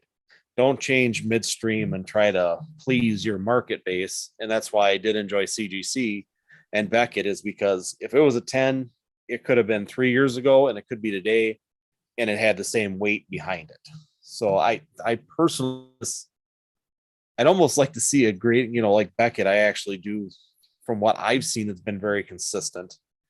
I don't know what people's feelings are on CGC right now. I just know they're putting a lot more cards through. So I don't know if they're just backing down because of volume. They're having to do more, so they're backing down a little bit. It still doesn't seem like a 10 is super easy, but it's definitely easier than it was 4 or 5 months ago, it seems like. Yeah, in my last chat, I had so many people, and I didn't know this because I hadn't been following it closely enough, but I had so many people being like, this week, I got returns back from CGC, and it was like 30% CGC 10s, 40% CGC 10s, versus like the 6% that it had been for a really long time. So there are a lot of people shared that info, and I've been hearing that more and more. So it seems to be like pretty accurate right now. That seems to be what's happening. Now we don't know, maybe it's like this month or something and they're going to shift back, who knows, but it also puts into question maybe some of their other grades, and and I don't know, it's pretty interesting. How about you, Pokemart? What are you doing with what's your opinion on the question in terms of the buy graded cards, already graded, like buying some of those cheap slabs versus buying some raw cards, waiting to grade, and then just your overall opinion on sort of where we're at with grading these days? Yeah, it's it's definitely a lot harder for sure. Like there's no question about it. Like just, it wasn't something that was on people's minds, even as, you know, early, I guess, if you want to say that's the right word, is 3 or 4 years ago. Like people were just not doing that. And so as far as it goes, like with the fact of the matter that you have all these companies that are now starting to become hyper competitive with one another and offering different services and basically trying to go in and offer a different component of why you should go with PSA or why you should go with BGS or CGC. It definitely makes it very hard. And I think the thing that probably scares me the most about it is I'm really afraid, honestly, if we do get to a point of where it no longer becomes about the quality of the cards themselves and it more becomes about the brand, because there's a reason why, like for the most part, like PSA has been the top dog. Now, of course, that's not to say that if you don't get a BGS, 10 pristine or a black label, that it can't be valued more, than a PSA card because they, traditionally grade harsher. But when you hear some of the news, with CGC and everything they're going on, it really harps back on, to me, what you kind of saw 08 with a lot of the rating agencies, with a lot of the mortgage bonds. Basically, they started to no longer look at this from the perspective of, hey, these are AAA tranches. No, these are B's and C's that we're just going to throw into AAAs, and say that because if we don't give them the grade they want and we're a lot harder to grade and people want their card in that slab, they're just going to go to the next rating agency, whether it be, PSA or BGS or whatever. And so there's definitely an aspect of, competitive nature that I feel like you could see as, something that really does scare me if that's truly true with CGC. I know that PokeRev did make a video the other day talking about BGS, where he had like one old collection come back and he had like, 100 cards, I think he graded, and not a single one graded a 10. So I think when talking about, currently speaking, the standard for what makes it the hardest to grade, I would say BGS is definitely it. And just seeing the kind of premiums that you can truly get on these black labels compared to just a standard PSA 10 card, especially when we're going into an era that is going to have such a, hyper amount of printed cards. Obviously you look at populations report on like Chilling Reigns and stuff, obviously you don't see that super high because, PSA has been, locked up for the longest time, and you've seen the price of grading go up so much. And so I think we are going to have to wait a while before we really start to see those prices go down. But once that happens, I mean, I'm a guy that's very much a firm believer on just supply side economics. And so when you're talking about a lot of, the future when it comes to these population reports, unless, like Northwood was saying, like, unless you're able to get these, cards that are worth getting in 9s and for the majority of the time shooting for 10s, it's such a risk. And that's, that's just talking about some of the older cards that have started to see like an influx in population. I mean, you even look at the population report of Unlimited base set Charizard. I mean, it's insane how high the population report has gone up, whether it be 6, 7, 8, 9, 10. And so, it really does make me feel as if, the future, potentially speaking, of course, everything is speculative, is, really BGS, because those black labels are going to command such a premium in the ultra modern market. In regards to, hypothetically speaking, you could send in 100 cards that you got pack fresh and bought off a TCG player, and there's no guarantee that you're going to get that black label. But if you do, that that's going to be such a low population card, because you look at Hidden Fates, for example, there's a lot of these black label cards. Like I think one specifically, a Greninja, sold for like 6,000, 7,000 because it's like a PSA 1 or 2. So you're able to sell these cards for insane amounts of money, where if you want to go in and buy it, you can still buy that card for, 20 to 40 bucks. You obviously got to tell yourself what's the cost to risk. But I mean, that's kind of what people are doing at this point. It's all a gamble. So it just really makes it hard for me to have that kind of trust and knowing from an investment perspective, outside of, hey, I just want to send it into CGC because they're cheaper, they're more affordable, and I just want my card in a slab and I want it to say 10 because it's pretty. There's going to be people in that market that want that. Or there's going to be people that are like, hey, sending in a card to PSA, a Charizard V Shiny or a Charizard V Max Rainbow, and you've already got several thousand populations where they're already being charged these premium prices, and we haven't even seen, economy grading truly reopen back up, whether it be at $10, $20, or who even knows it'll go that low. It does really scare me a lot. for what you could potentially see in a lot of these large population reports. So I think BGS black labels and BGS pristines are going to be the way to go, because they're more likely going to be a lot harsher when it comes to the grading scale. Super interesting perspective. Yeah. What do you think, Alex, about that perspective? Does that seem right to you? Yeah. I think any of the high end are going to be the ones that have the value. I mean, here's what you have to think about is, who are you going to sell this stuff to? Who's going to buy this stuff? You know, everyone getting these, you know, mass amounts of evolutions or shining legends or all these 8s and 9s back. See, back when the kind of PSA boom happened and you were able to grade cards and make a bunch of money, there was a lot more collector base and a lot less investor base. And now that's a lot closer to even, maybe even more investors than collectors nowadays. And everyone's kind of looking to make that profit. But what you have to think about is the end purchaser. Who is buying that card to have it in their collection? Or are people buying them from you to hope that they flip in the future? So the problem is we're going to have this mass amount of all of these very common, easy to pull cards. They're not rare at all. They're just set cards. And a lot of those sets pull rates were not hard to get. So you're just going to have just unlimited amounts of 8s and 9s coming on the market. And I don't know if there is a time I see in the near future or even the, you know, distant future where those cards are going to hold any type of value. Now, obviously the 10s are, you know, collectors are always going to want 10s. You know, that's what they're going to be chased after.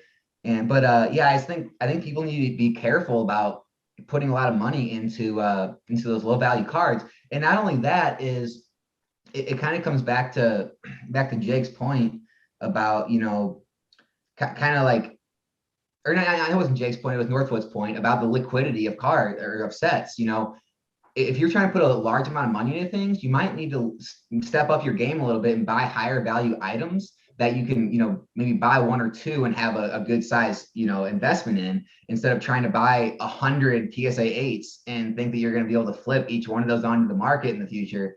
And just because they went from $20 to $40, you made 100%. And it just isn't going to work out that way for a lot of people. And I think that's the most dangerous thing happening with a lot of these grades coming back. I think one point I wanted to touch on and highlight, which I think is an interesting one, and I think is a debatable one, is the prices that black labels are going for. Like, are those the prices that some of those black labels going for? Do they make sense compared to the PSA 10s? And are they going to continue to sort of like do better, as sort of, I think you're implying, right? Interesting. You know, it's hard because as a collector, my instinct is very much the opposite. As a seller, I've done really well and been doing really well on some of my lowest pomp PSA 10 cards that I think people are way overpaying for personally from my collection. Now, they may end up being right, but like, I'm just going to show an example. So like, you know, a card like this, which is a champion like Worlds promo. I don't know if you guys are familiar with this card or know what this card is, but there's 6 of these cards in the entire world, not 6 graded, but 6 copies of this card in the entire world. This card is like a $6,000 to $7,000 card only. You can buy a black label like Charizard, you know, from Hidden Fates, probably for about 6,000. I'm not sure exactly what they're going for, but certainly a Burning Shadows one, which would actually be really hard to get given the quality of that set, you know, would probably go for quite a bit over that, right? Me as a collector, it's not even in the ballpark in terms of what makes me happy or makes me experience history or part of the story of this hobby, because that card just like happened to be graded by a guy who was like in a good mood, because I have a number of PSA 10s that look exactly like that black label or basically the same as that modern card. Or there's like the tiniest bit better centering or better whitening. This is a completely separate rare item. So as a collector, I value this so much more. As a business, that's not necessarily been the case, because this card might have very poor liquidity because not that many people know about it. There may be a lot less interest, maybe less flippable. And just how black labels have been doing right now. I mean, I saw a black label amazing rare sell for $1,000, a $1 card in a $1,000 slab. You know what I mean? Right. So that's crazy. Now, does that continue? Is that part of the mania right now? Super interesting. Right. And so I don't know. I honestly don't know the answer. It concerns me paying that much money for a grade or a slab. I would be more like instinctually, I'm more interested in that on very, very key cards. Because here's the argument I think in my head. And that may also include like a Hidden Fates Charizard, right? Because it's like, this is the card from my childhood. This is the card from this era. And the only way to get it in a rare condition is to get it in a black label. And so I really badly want it and I'm willing to pay a huge amount. And that card means a lot more to me than this like random card that I've never heard of. And like, why does this dude care about this card? I don't even know what this is, you know? And like that I get on some level. The Amazing Rare, I have a really hard time on a card like that. Like why you would care so much about the condition rarity when they're all basically perfect condition. I even more understand it on something like a base set first edition WotC Hollow. That's already pretty hard to get into PSA 10. And if you can manage to get one in black label, I still would never pay the premiums. I prefer, because what we're talking about is we're talking about condition rarity versus absolute rarity. So absolute rarity, the amount of those cards that are printed in the world that still exist. Condition rarity, the various, rarity based on condition. And I always, as a collector, prefer that absolute rarity. I think it's safer. I think it's less risky. I enjoy it more. So I put my money in that. I also think over time it will do better because of all of that, but it may not. And I'm super fascinated with black labels, and I'm fascinated where the market's going to go. And I'm fascinated with that Amazing Rare $1,000. So I love to talk to the guy, who bought that and sort of their feet, because like, it's amazing. Like I look at that and I think like, that's a stupid card. Why would I pay that? Someone else looks at that card with totally different glasses. They look at that as like, oh my God, this is a one of two of like a card that's in Vivid Voltage. There have been a million of these graded, and yet only 2 of them have gotten black label. Oh my God. You know what I mean? So it's fascinating how 2 people can see something so differently. What do you think, Northwoods, about that topic or that idea? Where do you kind of instinctively go, and where do you see your customers going? I do so little with the PSA, but the people I talk to and the collectors that I know, it is a trend that people love the black. And once again, just as long as, like we talk about rarity of the card, how common is it?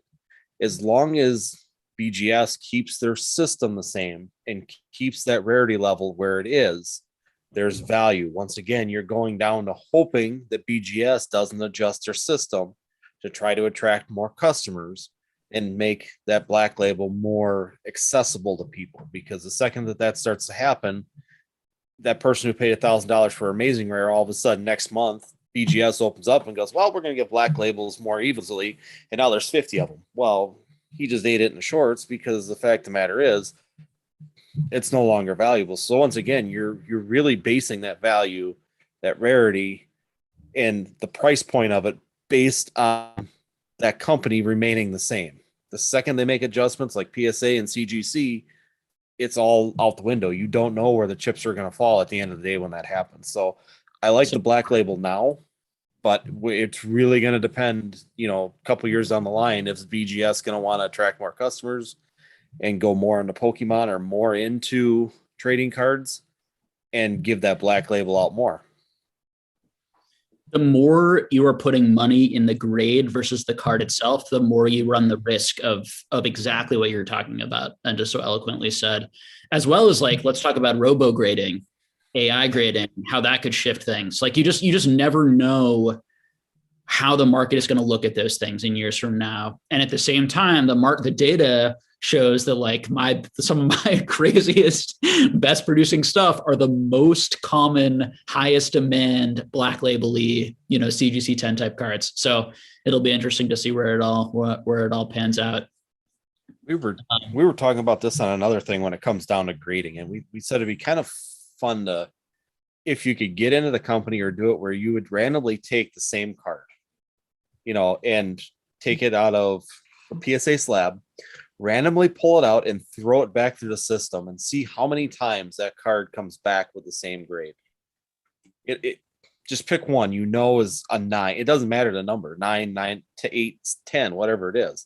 Mm-hmm. And every 1,000 cards, you randomly throw one of those cards back into the system and see when it goes through your line of grading and professionals, is that grade going to stay consistent, or is one time it going to be an 8, the next time a 10, the next time a 6, another time an 8?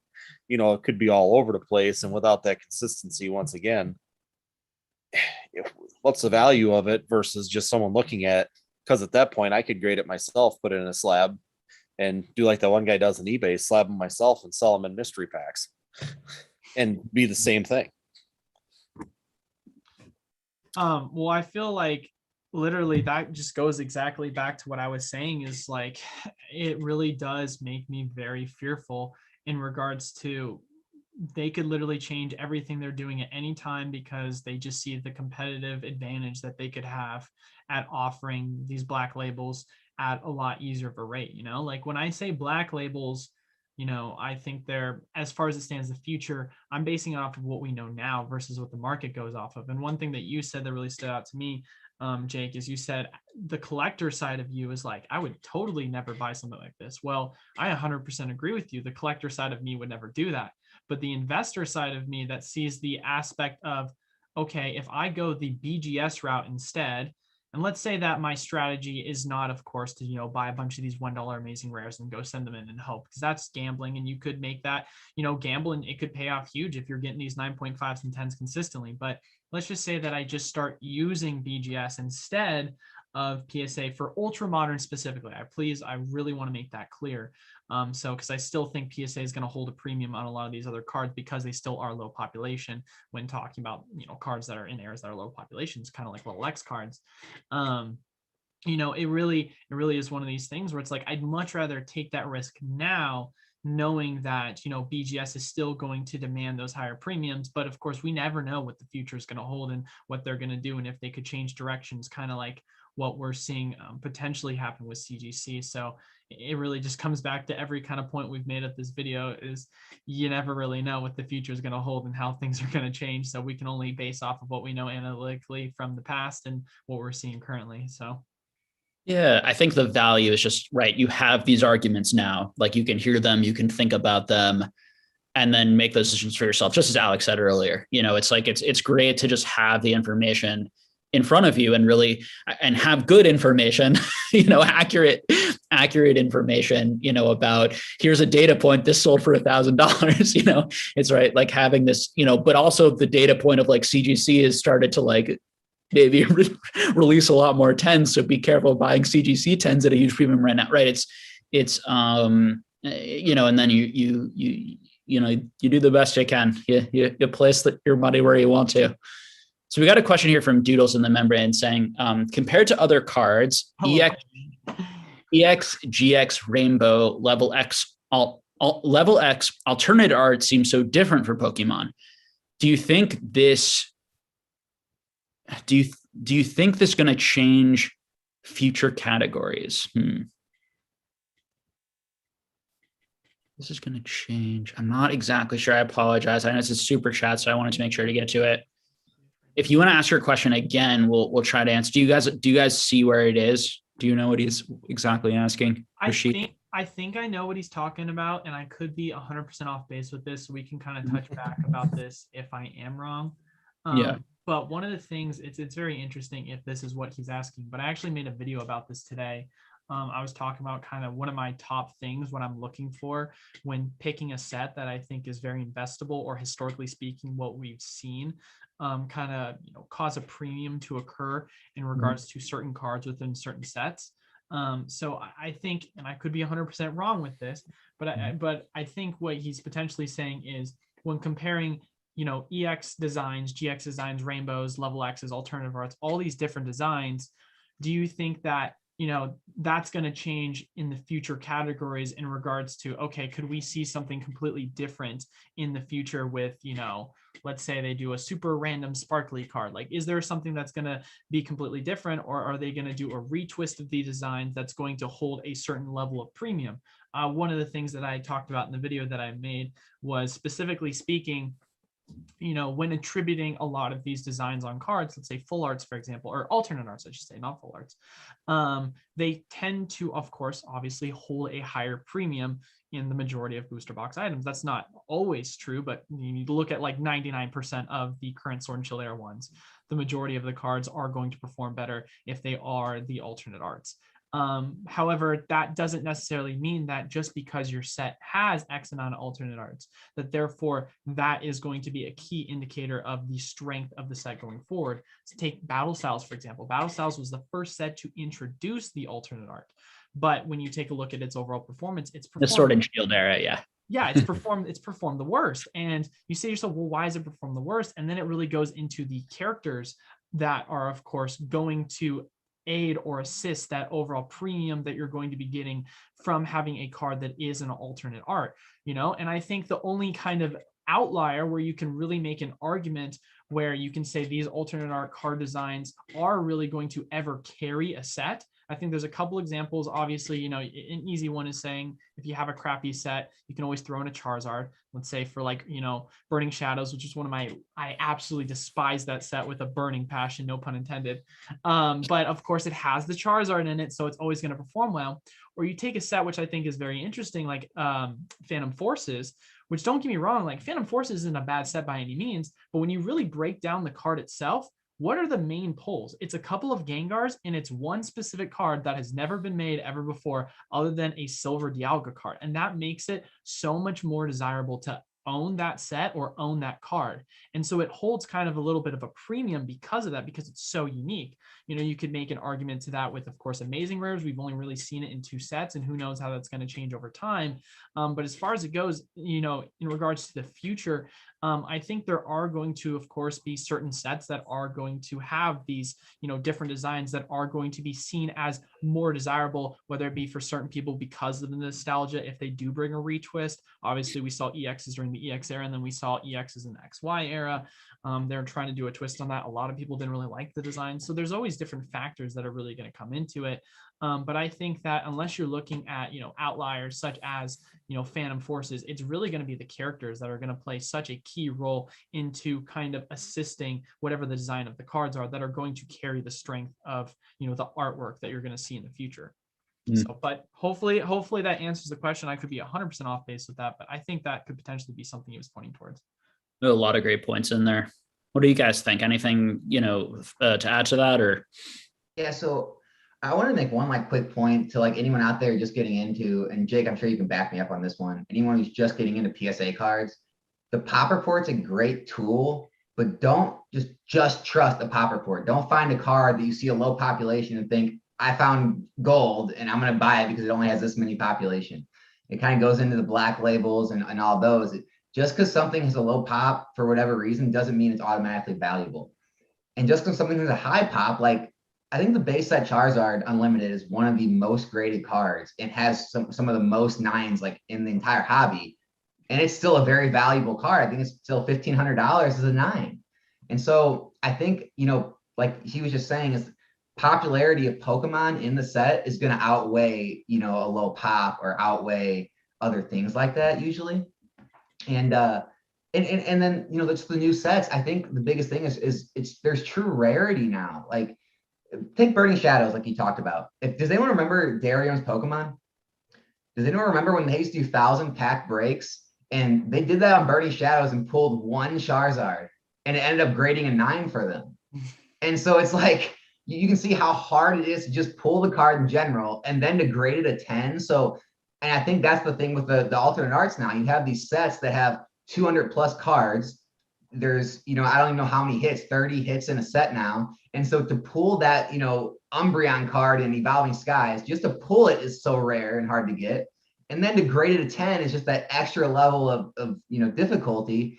And I think that's why that's why people's brains are kind of getting blown up when they look at, vintage cards compared to modern. They're like, how are these vintage cards so low? It's because, back then, if you opened, 2 base set boxes, you're going to probably pull 1 Charizard, maybe 2. Now you could open, cases worth of Evolving Skies and not pull 1 Umbreon. So I think just in modern cards, they're a lot more rare nowadays than vintage used to be. And so just to pull the card in general and then to hit that 10, is obviously that same difficulty we've already seen. Yeah, it's something that Dan and I really have tried to go over in Patreon is understanding you have 2 equations. You have the pull rate, which is much harder, just as Alex is saying now, versus that there's much more product and much more pristine product. And that is a difficult equation to figure out, which one is going to be more of. The best thing you can do, and this is just saying exactly, what Alex said, reiterating this point, is what you don't want to be checking is like necessarily the pop report. What you want to check is the rate of increase. So you want to go to websites like Pokemetrics.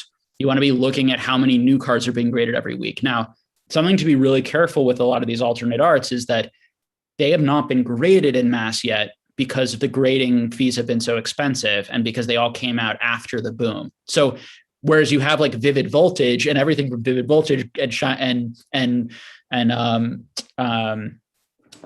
Darkness Ablaze and Champions Path is a huge one. So many Champions Path cards graded, where you have massive amounts of cards graded from those sets already on the market. There's still going to be a ton more graded, but you really don't have a lot graded at all from Evolving Skies. So be careful buying PSA, be careful buying cards from those sets right now. Now your alternate arts in high grade are the ones that have the incentive to actually go out and grade. So theoretically, those are going to be some of the ones that are, at least there's some incentive to be grading them. So they're going to be more on the market than other things, but you're like $50 to $100, there's just no incentive. And those they can potentially come out in mass. So just be careful.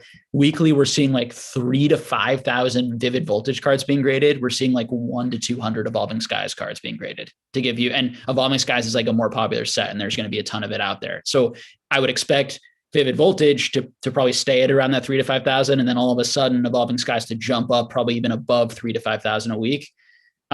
You might not see that because Pokemon hobby has come down so much now that there may be just less incentive to grade in general. So you may see less grading from a set like that versus Vivid Voltage, because a lot of people who were sending cards out for Vivid Voltage, they were sending it out when those cards were still a lot more expensive. A lot of moving factors there, but it's why data matters so much. And looking at prices and just the pop report is going to leave you not understanding what's going on. You're going to see a high price. You're going to see a high price and a low pop report and be like, that makes sense.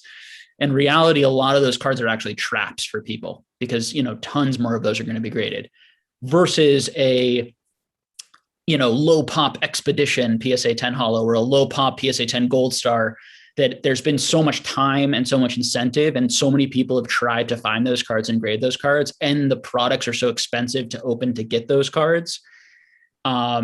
Those cards are just going to be so much harder, to get. So, when we see some of these alternative art selling for like $400, $500, $600, $800, and you see these like E-Series Expedition holos selling for like $200, $400, $500 in PSA 10, you can do what you want with that info. I think that there's still a lot more value in some of those E-Series cards than those cards for me personally. And if you do the math, there are 32 holos in those sets. So even though it's 1 in 3 packs, there are 32 cards that can fit that slot. So it's actually really hard to get each individual holo. And then the booster boxes are very expensive. So math is your friend in this stuff, but there's so many factors and there's so many unknowns. The big ones being, we do not know how much Pokemon is printing. And although Dan in one of our Patreon videos did a breakdown of how much we think each set is being printed, it's estimates based on random data that we got in some cases from like NASA. One of the data points we pulled was NASA talking about Pokemon cards. So we're trying to cobble, as much of this data together. But I think the reality is, unless a WotC employee or someone who has this info, it's just nobody really knows. And so it's a big guessing game. Yeah. So there was something that I just saw come on here real quick, unless with the poll, we were just talking about poll rates and the amount of packs, Alex talked about how easy it was to pull holos back in the day. You could typically buy one booster box. We talked about that before too, where you could buy one, like even base set. If you wanted to get the full set of base set, realistically, 2, maybe 2.5 booster boxes worth, and you'd have the whole done. And this Jordan McCormick just put on here, that asked, is this going to hurt? Having a 1 in 1,000 packs is better off buying the singles. Is that what we, is that like 1 in 30 packs boxes? What's your thoughts? And my thoughts is that right, kind of interesting is look at how much money people are spending right now to just open first edition booster packs. for the gamble of getting that Charizard inside of it. Still, even the pull rates being like they are right now, if people are still buying these packs for $500 compared to $40,000 and they're opening $40,000 packs of hoping of pulling a Charizard, do you think that people are really going to stop gambling on that in the future, 10, 20 years in the future, even if it's modern, if they're $1,000, $2,000 a pack? I don't think that it's going to stop people. It's the fact that people like the gamble. They like the chase. It's the excitement of opening it yourself.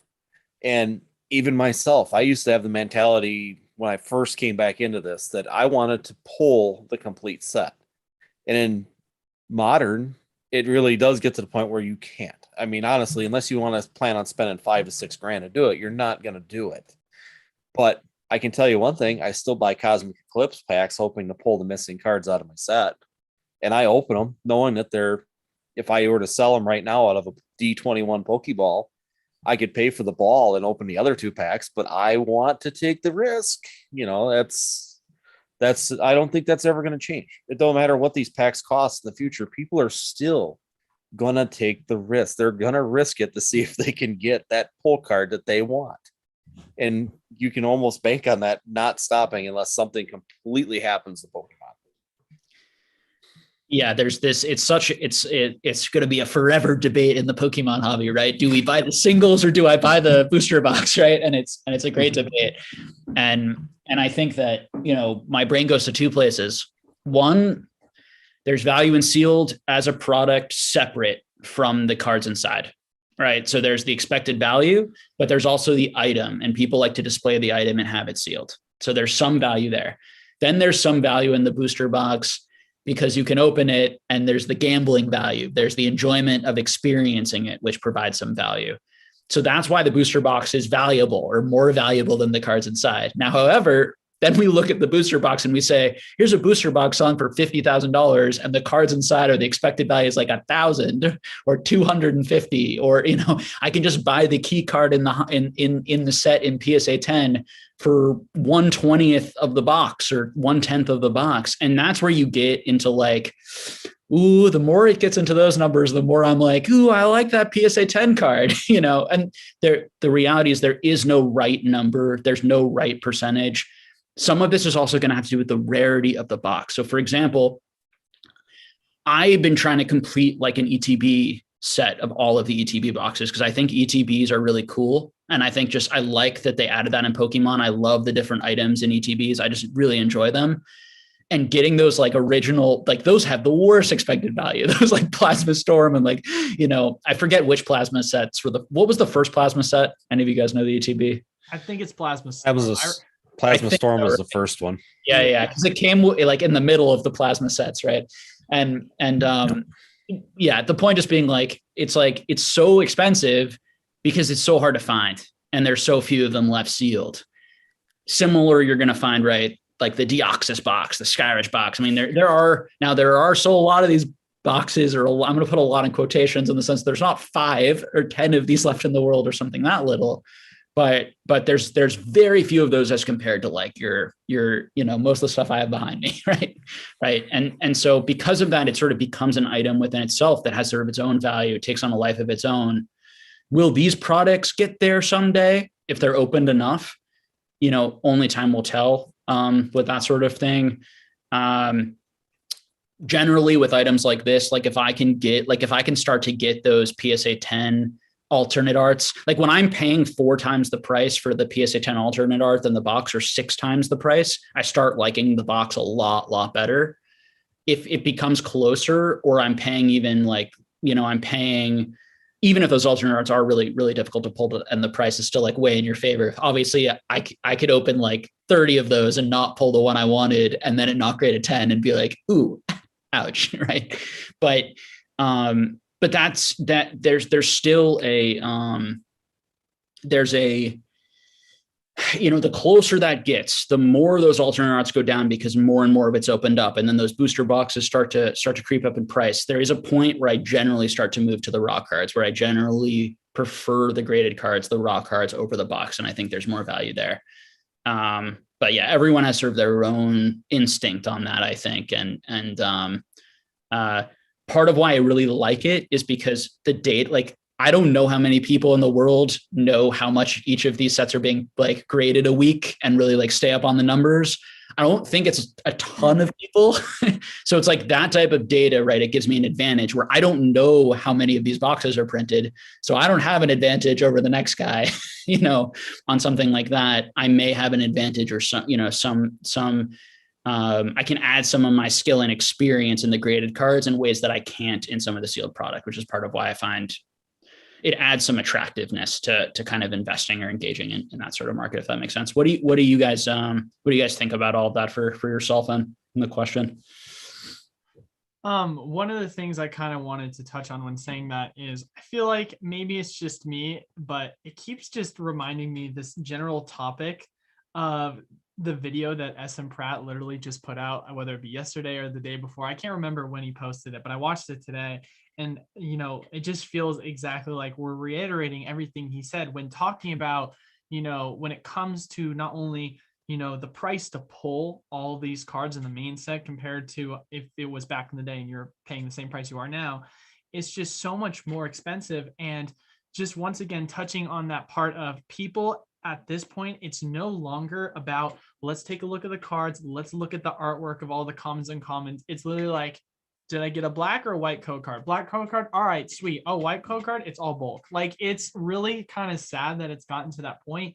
Some people, of course, like myself, I like to take away the code card, not see what it is and still have the fun excitement. But there does come a point where it's like, there's so many freaking cards that you're like, all right, I just really only care about the main hitters. And it sucks that it's like that, because I do think there's a point in which, there's just too much. Like, there is too much in ultra modern. Like, I understand that from, my personal perspective, they're coming at it a lot more from a competitive approach. And they're trying to kind of fix the problems they had with the XY era, kind of going back to Roaring Skies, when the reason why Roaring Skies booster box went up so much was because of the Shaman. But now you're seeing cards such as Crobat and Boss's Orders getting multiple prints and multiple different sets, which of course then allows it so that these specific cards are not going to hold a premium or cause certain, booster box items to go up more over value because they are just limited to, you have to get in at this set. But, outside of that, generally speaking, as far as just general common and uncommon, designs outside of competitive play, it really just feels like, all right, guys, like, all right, we've got these GXs, we've got these full art GXs that are more affordable than the alternate arts, and they're kind of giving favoritism towards the competitive player because they don't have to go in and spend $50 to be able to compete.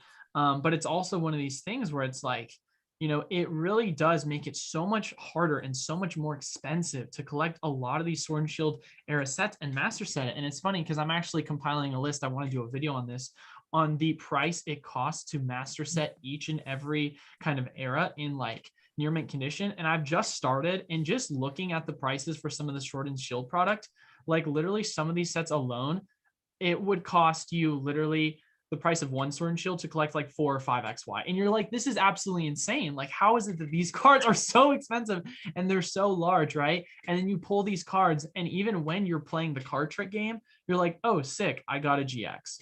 Oh, I got a holo. Versus if it was like during the Diamond, Pearl, Platinum, like, sure, you're shooting for that level X. But if I got a holo Eevee and I got that holo Leafeon, I was stoked. Like, I was super excited if I got a holo in the EX era. Like, if I got an EX and not a gold star, like, I was stoked. It's like, now it's like, it's full art, it's alternate art, or nothing. And if I don't get it, and even then, what's even more frustrating than that is you could pull a rainbow card and it's a rainbow trainer, and you're like, I don't care. Like, it just really, I feel like, takes away a lot. Like, I'm being completely honest. Like, I'll be over here, it's like, oh, sweet, it's a berry full art rainbow. Huh, pretty exciting. So I have a couple of counter arguments or thoughts. Yeah, I love to hear your counter arguments. So 2 things. One, we're adults and not kids. Yeah. So that's the first thing I want to say. And when you're a kid, you're going to see these things in a different way. And I even think I have kids in my family who love Pokemon. And when they open a pack, they're looking at each card and they don't like necessarily the most expensive ones. They're falling in love with like all sorts of different cards and different Pokemon. So there is some of that. Undeniable though, to your point that like to collect the whole set in terms of how much more expensive it is than like your original WotC sets, you're undeniably right. And so like a kid wanting to complete a binder of one of these sets is going to be extraordinarily expensive and difficult. I remember as a kid how hard it was to complete base set, and I never did. I was still missing the Chansey Hollow, let alone, working. So when I was an adult, I bought like 100 Chansey Hollows right away.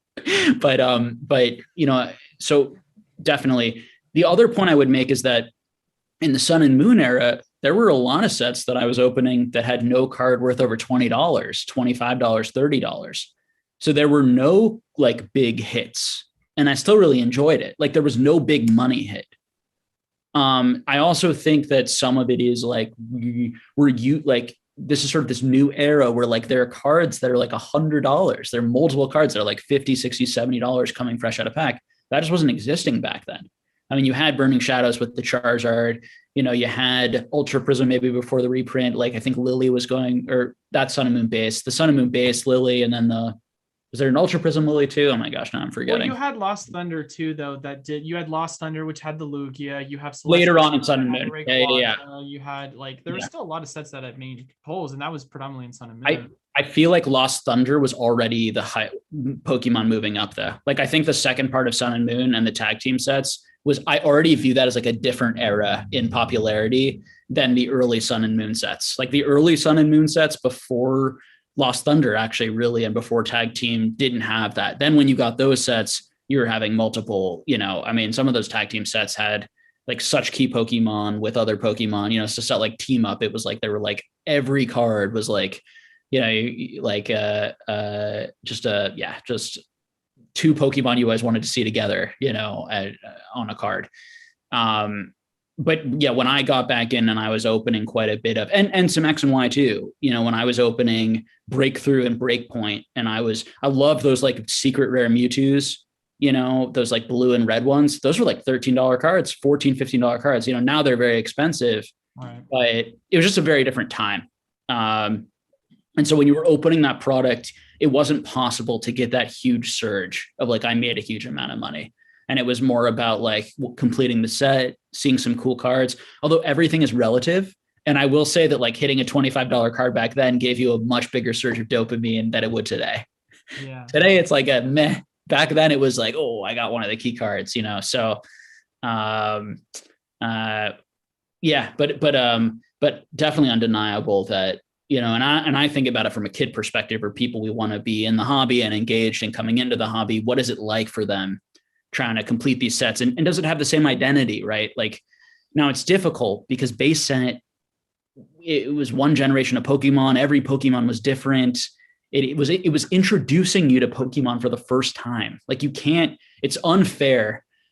Like it's such an unfair advantage that a set like that has over like everyone has seen these Pokemon tons of times. It's a hodgepodge of different Pokemon in each set, and it's I think it's much, much harder to accomplish that. I think the alternate arts, with them putting them in like the world more and creating a little bit more personality, and these character rares and I think amazing rares are beautiful too, but I think both the character rares and the alternate arts are a huge step forward, generally speaking, in like the art and the concept. And I'm excited to see what Pokemon continues to do. I also am interested to see what they do for collectability. Maybe we'll see some serialized cards at some point, or some sort of, signed artist cards, or, some interesting stuff somewhere down the line, as the hobby becomes more adult or more multi-generational. But yeah. Yeah, I mean, obviously it is a good point to kind of bring up the aspect of the fact of the matter that, cards such as just regular GXs or just full art ones, or cards, or kids are still, of course, going to say, ooh, shiny cardboard. At the end of the day, they don't care about the value and stuff like that. So I definitely 100% see that perspective fully. It's just, even from, that perspective, it still gets to a point, I feel like, and now obviously maybe I'm gauging this a little bit differently, but from when I was a kid, remembering that if there was a card that I just repetitively pulled over and over and over and over and over and over again, it just was something that just became very difficult for me to have fun pulling, and having that level of like, and I think there's a balance, of course. I think there's a balance between it's too hard to pull and too easy to pull, because, if it's too easy to pull, then obviously it really takes away from that. And if it's too hard to pull, then it's not a fun of a set. I think a perfect, kind of example of that, and this is me personally speaking, is like, Champion's Path. That is a set in which, you're pulling that Machamp holo over and over, and all these other holo cards over and over. And obviously it's a guaranteed holo, and it's cool at first saying, yeah, I pulled these holos, and I can pull these GXs and stuff like that. But even as a kid growing up in the Diamond and Pearl era, like, and the EX era and the Black and White era, it definitely came to a point for me where it's like I was not spending as much money as I am on Pokemon cards now. But even then, if I pulled a duplicate card, or if I pulled one of these, cards that I just kind of repetitively got, it just became something that just wasn't as fun for me. And so I look at that from that perspective, even now being more of an adult, and just more so because of how just large the sets are. And that's, I feel like, the point I'm really trying to make at the end of the day. Like, obviously I can whine about like pulling a Berry Rainbow instead of pulling a different rainbow card that's like a lot cooler, or I'd much rather pull, a Rainbow Arceus or so on and so forth. But as far as it goes, like, trying to complete the full set and having to spend so much time, and just, you're like, oh my goodness gracious, I can see the shiny, it's going to be a rainbow. And then all of a sudden it's another rainbow that you've pulled for the 5th time in a row. Like, I use Berry as an example because the amount of berries I've pulled in the set is insane. And I've opened 900 packs and I've opened 1 alternate art. And the fact that I've opened 900 packs and pulled 1 alternate art absolutely drives me nuts, man. And so it's just like, oh my goodness gracious, like, this is that's just so brutal, man. This is crazy, dude. I'm like, this is crazy. And it's so discouraging because when you first open the set, you're like, this is such a fun set to open. And then 900 packs in, I'm like, can I just pull something that doesn't make me feel like I'm just getting the same card over and over again? So it's just the kind of repetitive nature of, like, it's cool at first when you pull the the character rares, but once you've pulled that Vaporeon 7 times or 10 times or however many times I've pulled it, I'm literally looking at it because I was sorting all the cards literally earlier, and I'm like, goodness gracious, it definitely makes it harder because it takes away a lot of the fun of knowing that you are pulling that card and you're able to complete that set because you only have 5 or 10 of these like super rare cards you have to complete, if that makes sense. So, but that's just how I look at it, at least. And one thing I've noticed with right now with the pull rates too, and I don't know if anybody else has kind of seen this, but I've been watching, they seem regional. I don't know if anybody's noticed that. Like, one region will pull all of something, and then this area will pull all of another thing. Canada pulls a lot of this card. So when it came down to Shining Fates was a perfect example of it. It seemed like I had friends that were up in Canada and towards the north here, and they were pulling shiny Charizards out of everything. And down here, like the Midwest region, they were darn near impossible to find a Shining Charizard out of Shining Fates. But then you sit there and look at this side of the country, and they're getting a ton of them. It's the weirdest thing, and I've seen that now even on, so for example, Rainbow Arceus. You're talking about that card. I've pulled it 4 times. I've opened 50 packs, and I've pulled it 4 times. I hate you. And you're telling me over there you can't find it, and you're getting it the same way I am, and you can't pull it. And that's what we see. It's pocketed. I think one interesting point and thing to look at is how much does it matter that a set is really fun to open in terms of the value of the sealed product over time. It's an interesting thing I don't hear enough people talk about. Again, there might be like, you might have, every time I say something like that, there's always someone like, well, I talk about it. It's like, there are tons of channels. I can't watch them all, but in most discussions I hear, it tends to be a lot of expected value, which I think makes a lot of sense. But there's also like when something like, if we're comparing like a Cosmic Eclipse or a Vivid Voltage or a Brilliant Stars, or things where like they might be a little bit more fun to open because the value is a little bit more spread out. You can get lots of different hits. You're not opening up like 3 booster boxes and getting nothing.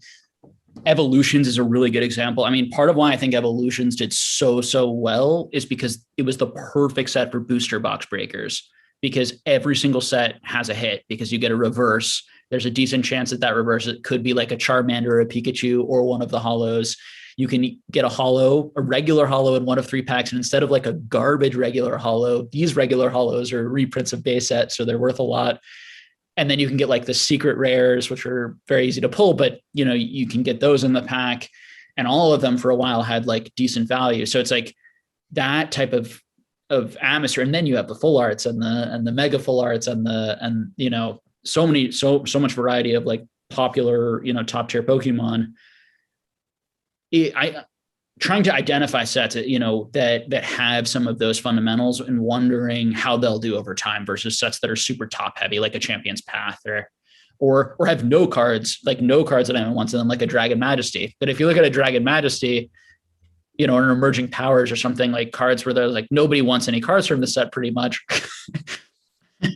You know, outside of the gold ultra Necrozma and the rainbow rare, there's like 3 rainbow rares, like the Salamence and the white Kyurem, and I forget the other, you know, but not like major hit cards. And Dragon Majesty is very expensive because it's rare, because there wasn't a lot of it printed, you know.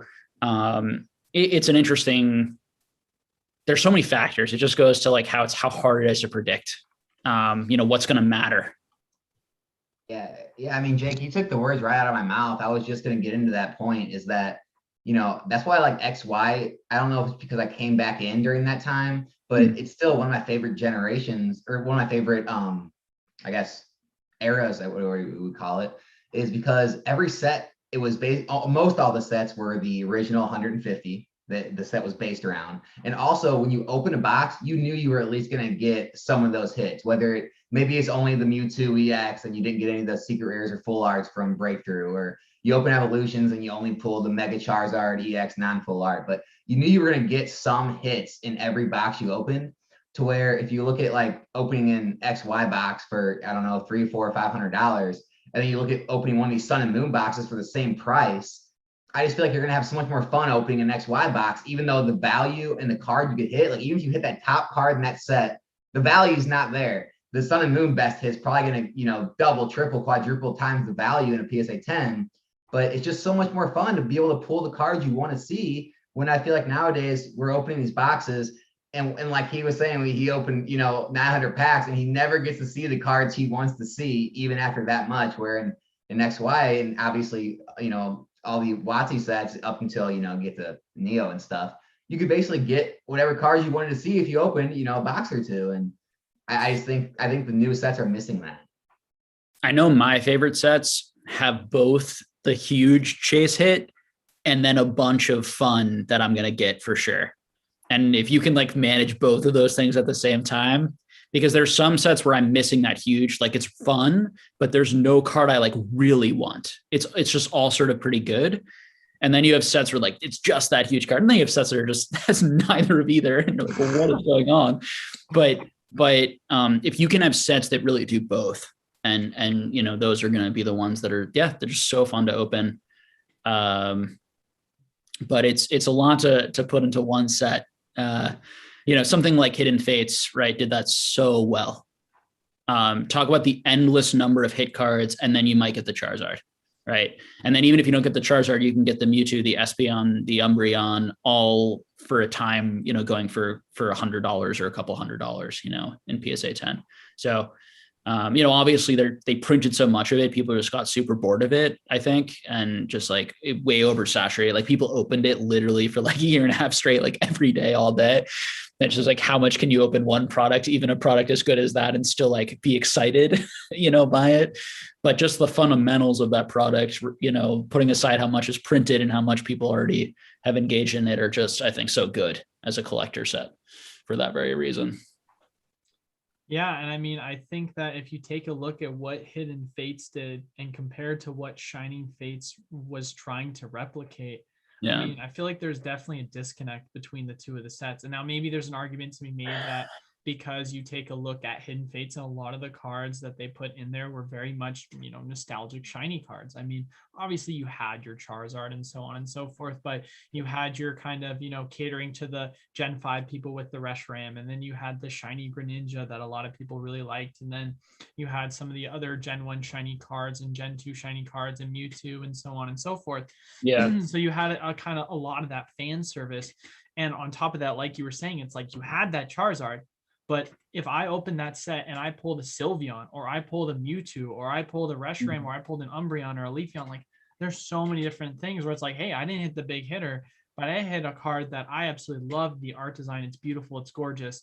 And, and then you have an even lower subset of talking about when you're pulling the baby shinies, which are just as cool as well. So there's like that kind of layers to it versus when you take Shining Fates, it's such a massive set in regards to the amount of baby shinies. It's literally the whole Galar Dex, and it's incredibly large.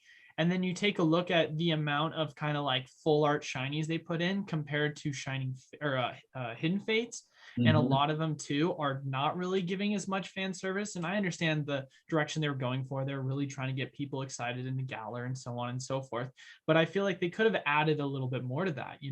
They could have added, and maybe this is just me being the fanboy that I am, they could have added a Venusaur shiny. They could have added a Blastoise shiny, or some of these other fan service cards. I feel like people would really, have enjoyed seeing within the set, because, the Lapras was cool. The Ditto was cool. And it's another Charizard. Great. But it's like, you saw the Galar starters. People weren't super excited about that. The Rillaboom value is super low, and pulling it, you're like, oh, sweet, I just pulled another Rillaboom for the third time in a row off of 20 packs. Like the high pull rates, there has to be that kind of equilibrium, like, happy medium to where you're pulling these cards and there's like the tiers and the levels to, like, it doesn't have to be the big hitter. I can get a small hitter and still walk away happy. But if I get that medium hitter, I'm going to be almost as excited as if I get that bigger one. Of course, you're never going to be like fully as excited, but you get the point that I'm making.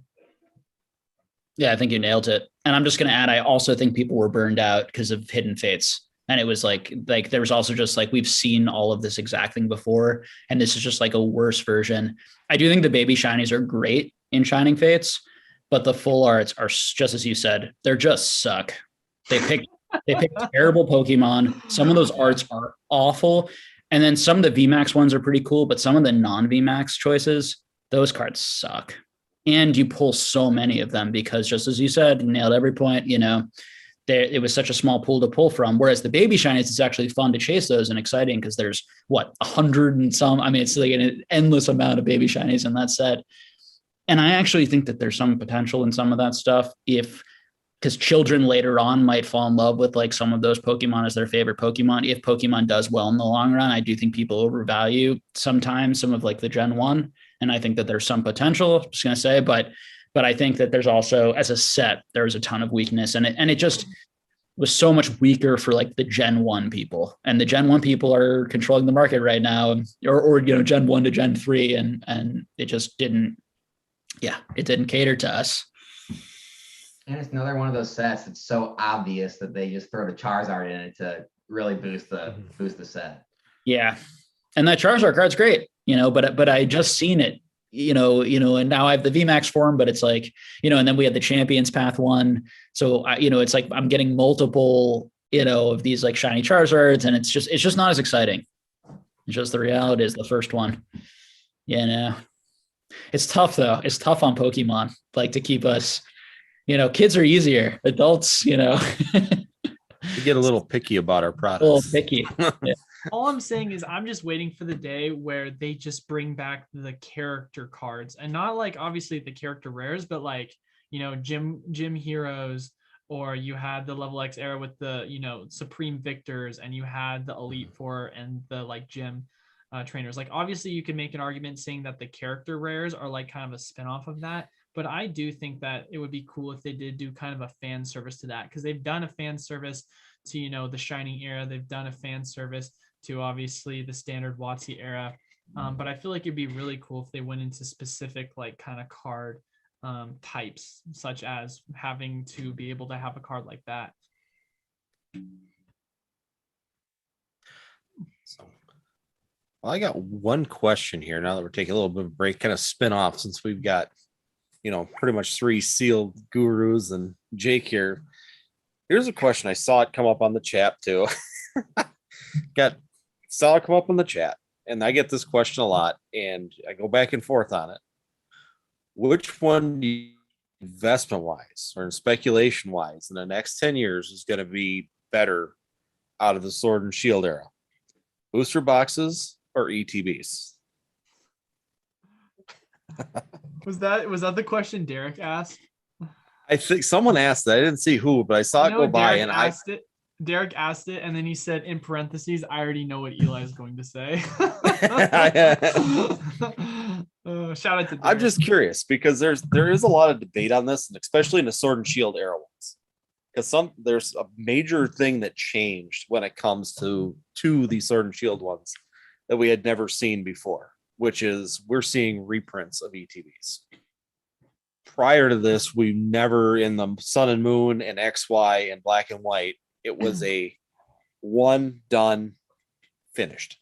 Outside of like X and Sun and Moon base, like there are a few random ones, Yeah. but yeah, for the most part, that's definitely right. Is it hard for you No. guys to hear me? By the way, Donald Blump just said Pokemart's too quiet.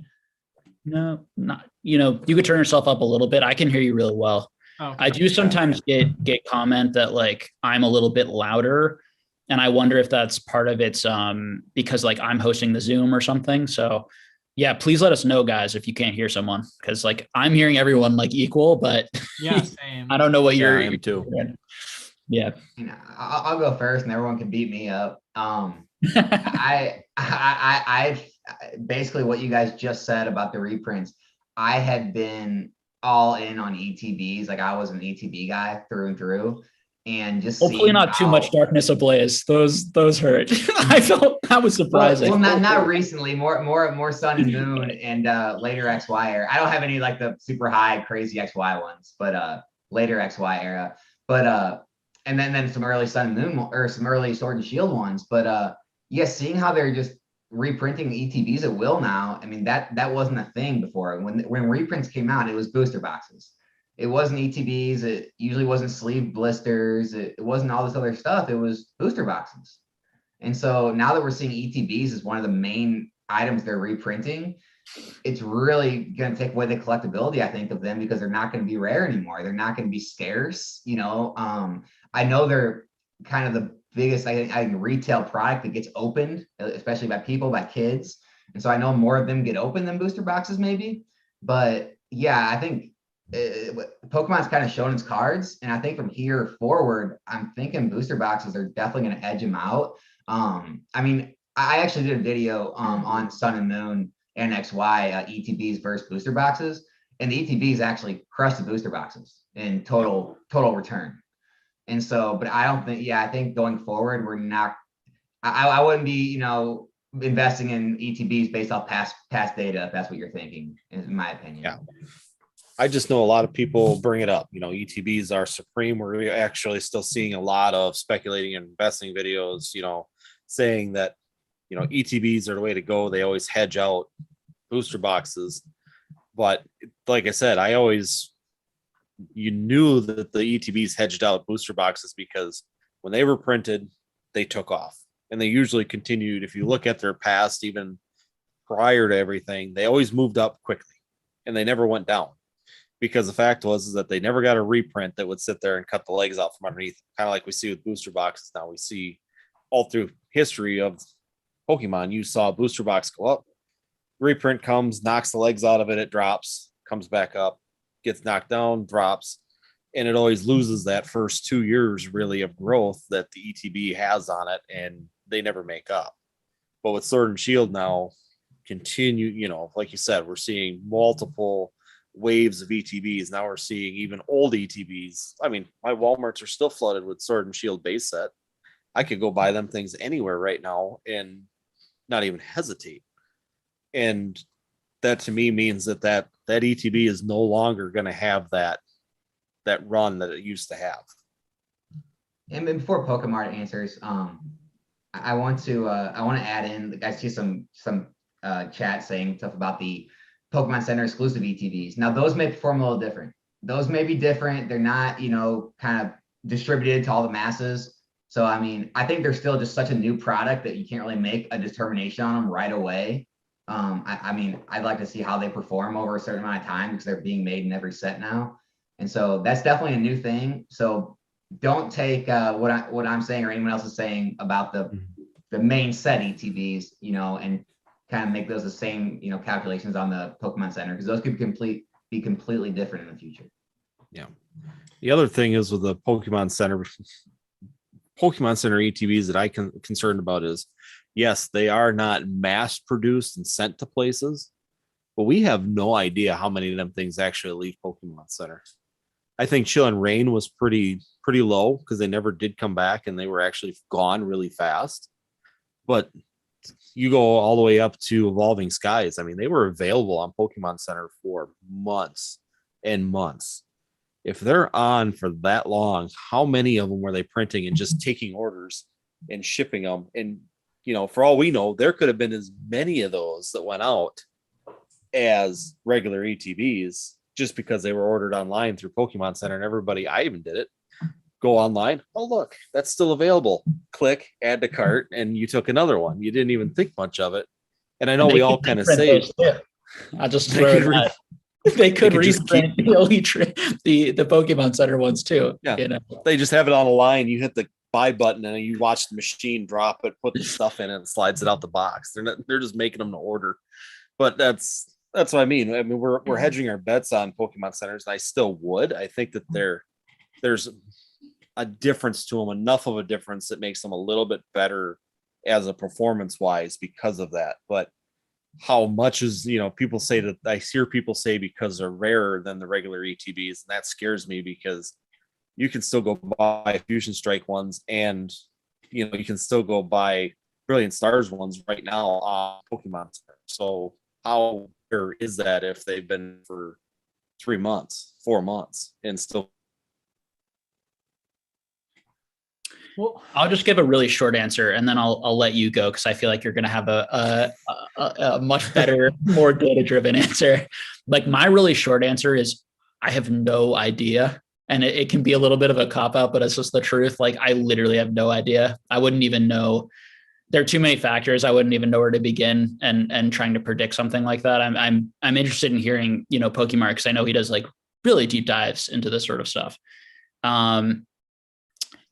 What I do, which might be helpful to actually give some actionable like opinion, is I buy what they reprint and I buy it really low, and I try to get really good deals from people where I can buy bunches of it. And I really put price point way over, am I buying the booster box or am I buying the ETB? It's a lot more about the price point, generally speaking. Now, if I think the set is really good, and really fun to open, I would lean towards the booster box, all things equal, because you get more packs and the packs are really fun. And I think that, you know, I think sets that are really fun to open, I would slightly lean that way. Sets that are more like collectible, and particularly if the, you know, more just like sealed collectors wanting to complete collections a little bit more, and particularly if they have like really cool art on the boxes specifically, I would lean more to the ETB. I think ETBs display much better for people who like to display stuff. The only downside there is they're big, they're bulky.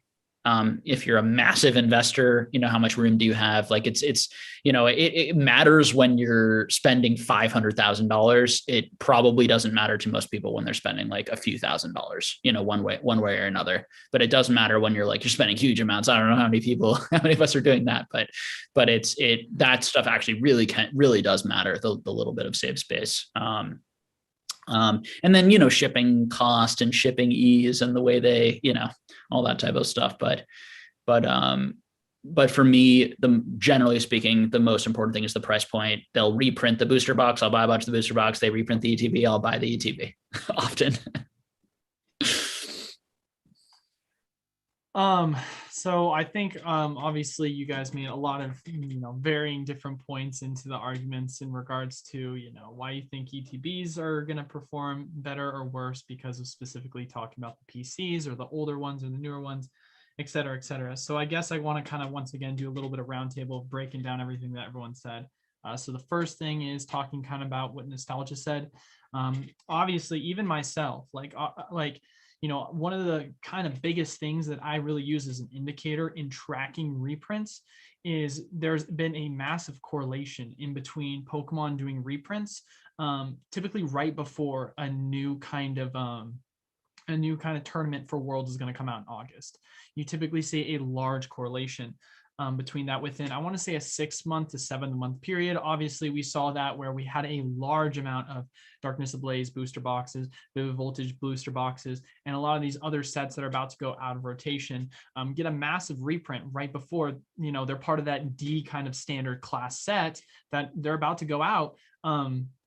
After Worlds is officially over. Now, of course, that doesn't change the fact of the matter that it did shock me that, hey, they're going to be reprinting ETBs right before, which I never expected kind of to see that happen at all. Like, my foresight was kind of like, yeah, you could see them totally do reprints for, Rebel Clash, booster boxes or Sword and Shield, because obviously these sets were, extremely expensive, and they still are extremely expensive comparing to the fact of the matter that people call it Rebel trash and it's almost going for $200. But in regards to us seeing historically them do large amounts of ETB reprints, it's not something that we've really seen. So it's really hard to kind of track the analytical data. Now, the only thing I can say to still go with my personal belief on why I think ETBs will still perform stronger than booster boxes is a couple of reasons why. I say, one, because I do think the art designs on the booster boxes compared to the ETBs, they're just way more collectible with the ETBs. And so there is that desirability for it. Now, of course, you can then say to yourself, well, is that demand going to scale to the pace in which they're coming out with reprints such as, these Vivid Voltage, which is expected to drop in May, and we just had Darkness Ablaze, and you saw the price point go from 130 down to 40, which is an absolute massive crash. Well, my argument to that is twofold. One, even with the fact of the matter that we did get a Darkness Ablaze reprint and it did see the price crash so much, and this is just going off of what I know from my data from my distributor, the allocated amount of product that I received, as well as the allocated amount of waves that I had for Vivid Voltage, for Darkness Ablaze, for Evolving Skies, for all these sets, I always had at least 3 waves of booster boxes, and then occasionally there would be a 4th or a 5th wave where you'd see a reprint based on the demand of the set, versus the ETBs. Consistently, I had only 1 or 2 waves of them. And of course, some places that are bigger than me that obviously have larger allocations would obviously have, more waves to that. But even someone like Danny Phantom and came out and kind of spoke on this in regards to Brilliant Star ETBs. To his knowledge, he only got 1 wave of ETBs for Brilliant Star. I only got 1 wave of ETBs. So hypothetically speaking, even if going into it, we're saying to ourselves, there's going to be another reprint down the road of these ETBs, it already has a leg up knowing that we've already gone through 2 reprints of Brilliant Star. And from what he's been saying and from what other sources that I've heard have said, there's an expectation there's going to be a 3rd reprint by May. So it's one of these things where, speculatively speaking, it's still going to see more of a reprint for the booster box than the ETB, coming down to the fact that, if you're going to be opening an ETB versus a booster box, you're obviously not going to get anywhere near as much pack value as you are with a booster box. And you're going to have a lot more access in regards to that kind of collector space, kind of in regards to that competitive space, to be able to get a lot more of these cards that you're going to be able to add on to your competitive deck, to your overall collection, versus elite trainer boxes. It's one of these things where they're still, in my personal opinion, and of course, time could change. It could be one of these things where they start doing mass reprints of this. So who knows? I could be 100% wrong on this. But just even what we saw with Darkness Ablaze ETBs compared to booster boxes, the value of them individually. If you went and you bought it, if you literally bought the ETB for the Darkness Ablaze at 40, which is MSRP, and you went and bought the Darkness Ablaze booster box for literally wholesale, you would still get a greater yield having invested at MSRP on the ETB than if you were to get wholesale prices for the booster box. So obviously, one just got a reprint about a month or 2 ago. Actually, no, a couple months ago, back in December, and some places November, they got it early. And we just finally got one right before it's about to go out of rotation.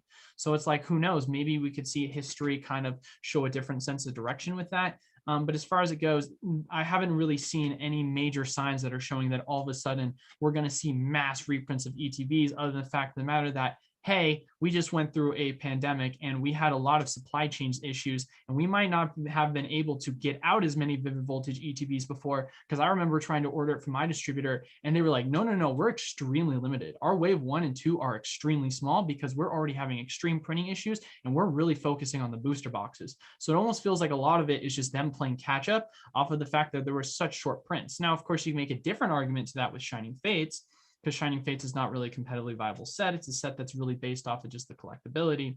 But I feel like you can still make that strong argument with both Darkness and Vivid Voltage. Now going to PC ETBs is a completely different story. Obviously, there's not much historical data points in regards to what we've seen with the ETBs, other than Chilling Reign being the first one. So speculatively speaking, we have seen 0 reprints outside of course, them making the announcement, hey, 25th is the last time you guys are going to be able to get the PC ETBs for celebrations. Other than that, we have absolutely 0 idea if, hypothetically speaking, they say, hey, Chilling Reign is still part of, e-competitive format. Hey, Evolving Skies is still part of e-competitive format. They could undoubtedly still come out with a reprint before 2023 of August, when you do have them come out of rotation, because I don't think, they've ever seen a set where you've gotten that, where it did get a print after it was out of that rotation. So only time will really tell with that. It's still super early.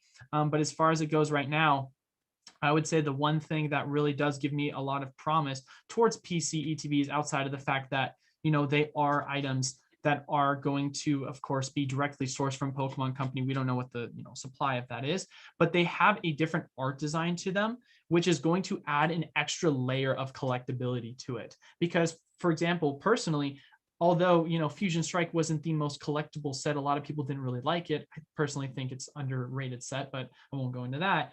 I think that the design for the Pokemon Center ETB is a way cooler design than the standard. Obviously, some people will make an opposing argument to the Arceus one. I know a lot of people like the regular versus the PC, but even then, regardless of those factors, you still have that different design, and people are not just saying to themselves, I only want to collect that one ETB. They're saying, I want to collect all the ETBs, and it's going to be a lot more affordable for them to do that than go back and try and collect all these booster box prices, when even if you go all the way back to, some of the XY era, you take a look at Breakpoint, for example, you're going to be spending upwards of $600 for a Breakpoint booster box, where you can find the ETB for $150. So it's there's still so much, even though it's a pretty expensive item, there's still so much more of a collectability aspect. From a dollar price point perspective, even if you say from a return perspective, it's gained more value than a booster box over time, it's still affordable for most individual people to be able to go out and purchase that. It seems more collectible. And so that's just kind of my argument that I would make in regards to why I still have faith in Elite Trainer boxes, as well as Pokemon Center Elite Trainer boxes going forward. What do you guys think about other products?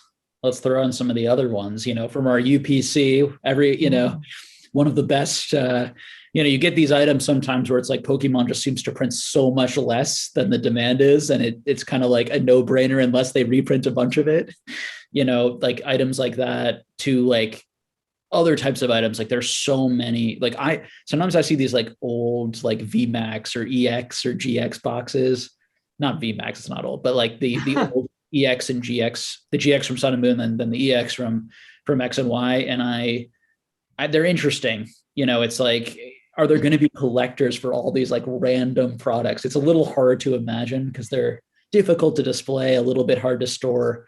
But I just want to hear your guys' thoughts on some of those. There's so many different auxiliary products, and anything anyone wants to share.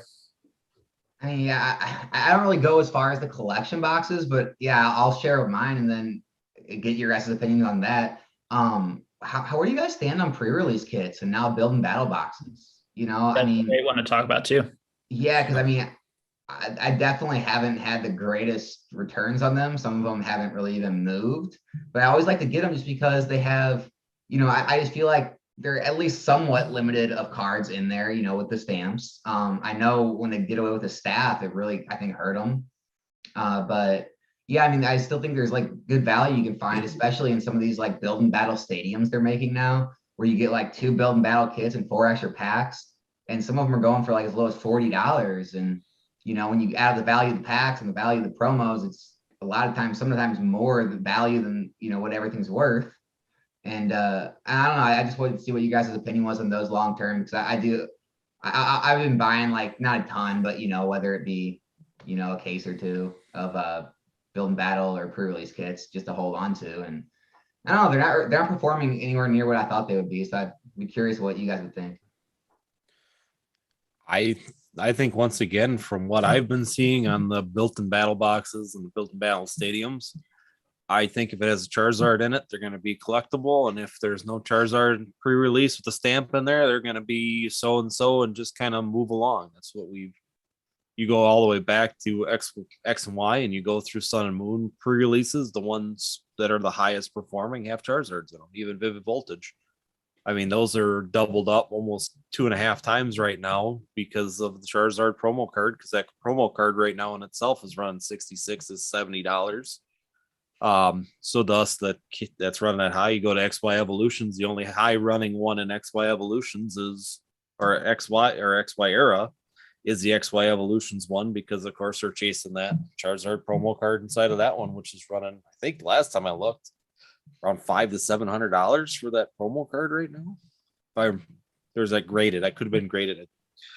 Don't quote me on that number. I knew it was really high for that. So that actual box was going for like $700 for that little built-in battle box. It was crazy high for that thing.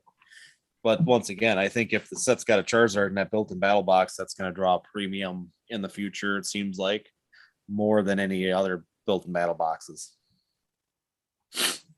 I'm interested to see like if we see more or just like how many people collect them, because they just like want every one of them and they want to like display them all together. Whether that's like getting a PSA version of each and every stamped card, or it's just keeping the boxes and displaying all the boxes together. Could be a sleeper. Who knows? It's so hard to know, but I think as a collector, I like them. Like, I think that they're pretty cool. I think that they're pretty affordable.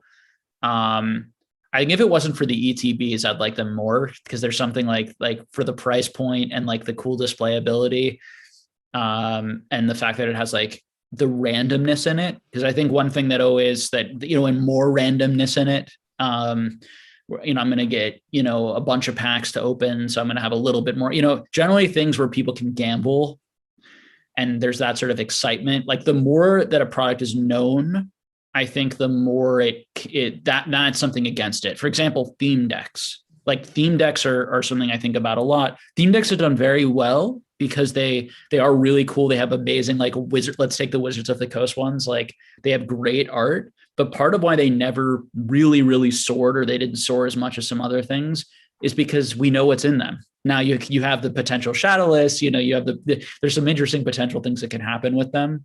But overall, there's just a streamer can't open it and then show it, on a video, where there isn't that sort of like excitement and chase. So it's only one thing, which is you either display it or you open it and then hope it's shadowless, or know it's shadowless, or grade a bunch of the cards in it and break it apart that way.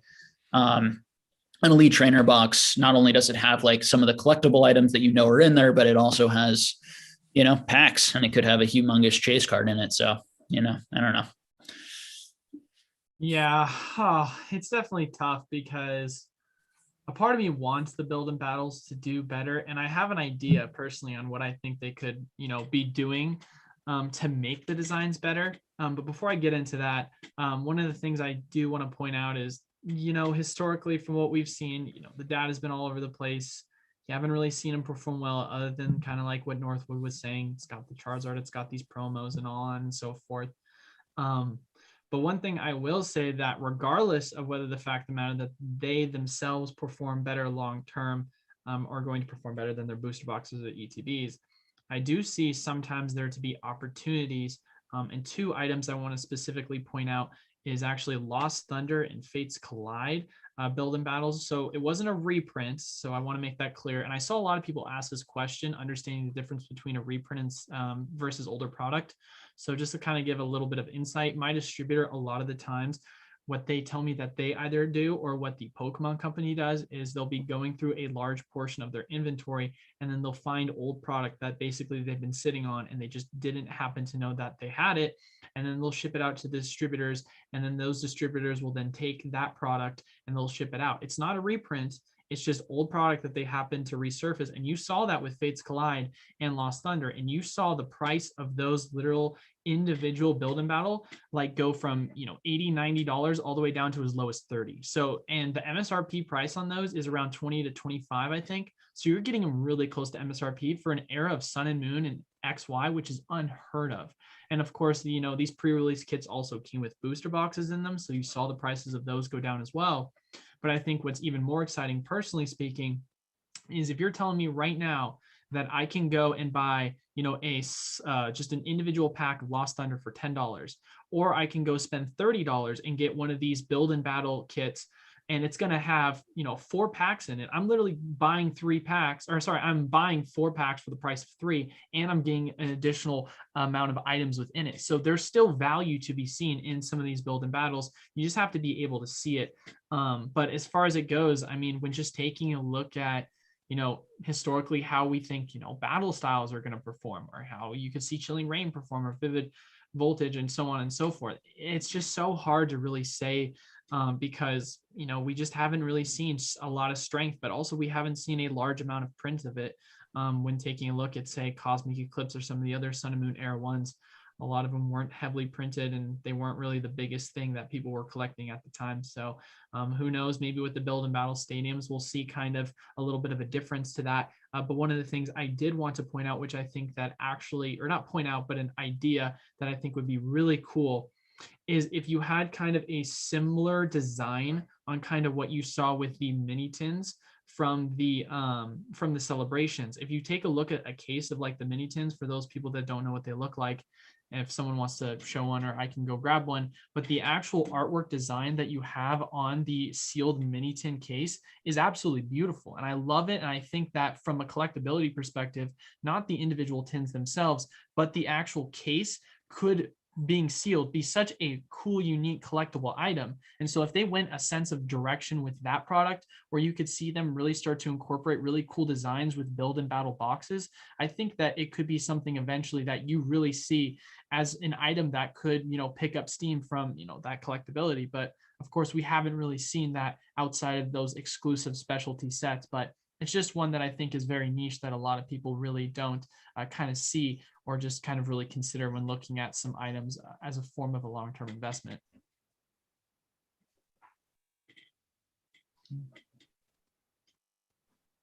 So I got about 15 more minutes in me tonight. I apologize. I love this conversation, and I know we all could do this forever. And I'll definitely, if you guys would like, I'd love to have you all, back on the channel in the future and all that good stuff. But let's just take a couple more questions. If anyone has any, we can take like 2-3 more questions maybe, and then we'll call it a night.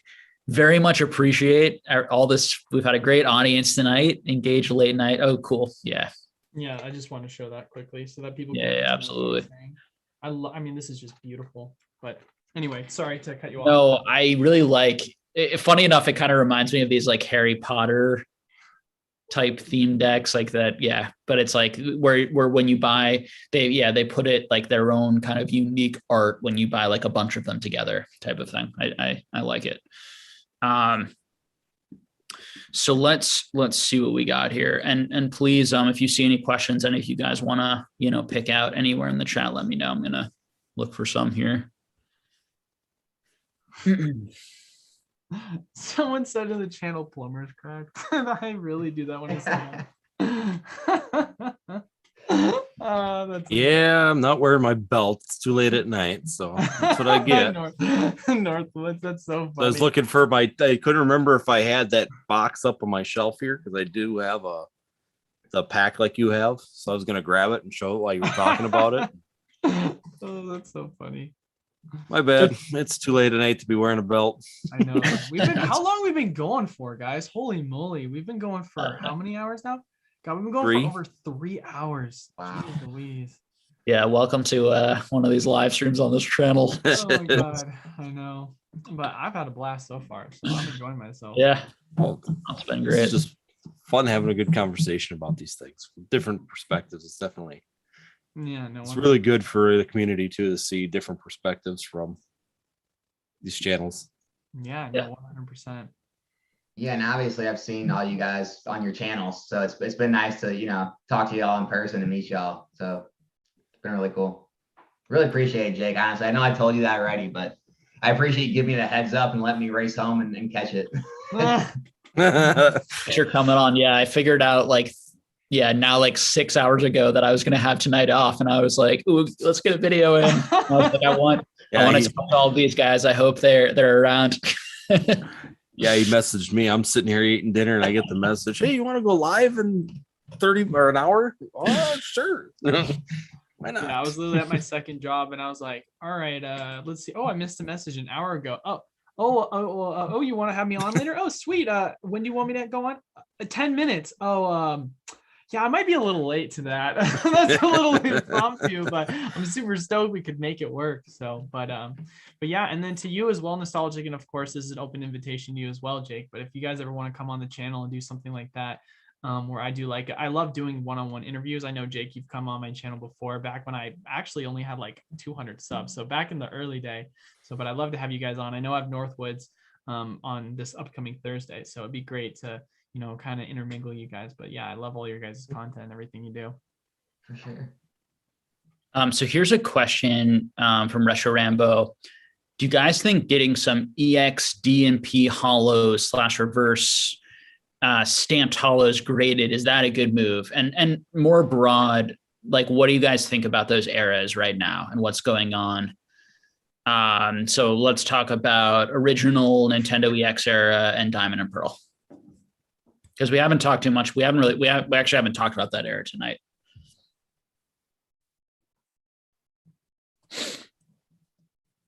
Who's taking it? Any thoughts? No, I was just going through and reading the comments. I mean, if you're talking, what are they talking about? Grading them right now?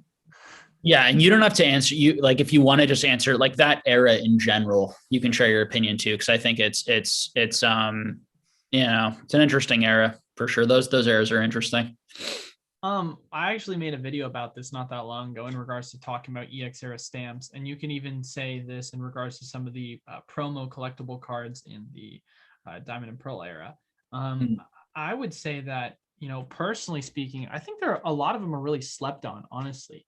I mean, if we're going to see a huge trend kind of going forward, and I have something actually I'm going to say in a second here, but if we have a huge trend going forward where you're seeing literally people just absolutely grade literally anything and find value, and of course, obviously PSA population report demand is going to play factors into that.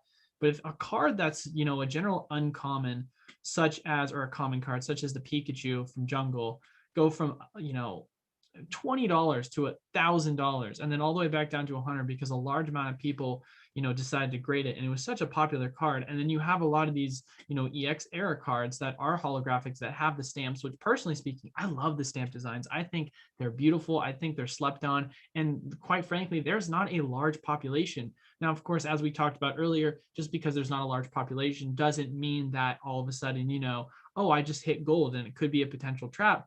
But personally speaking, for someone like myself, I think you're going to see a large amount of and you already see a large amount of these big collectors / investors that are in the hobby that do look at this as a luxury good, and they're wanting to be able to collect these and master set these things in PSA 9, PSA 10 condition.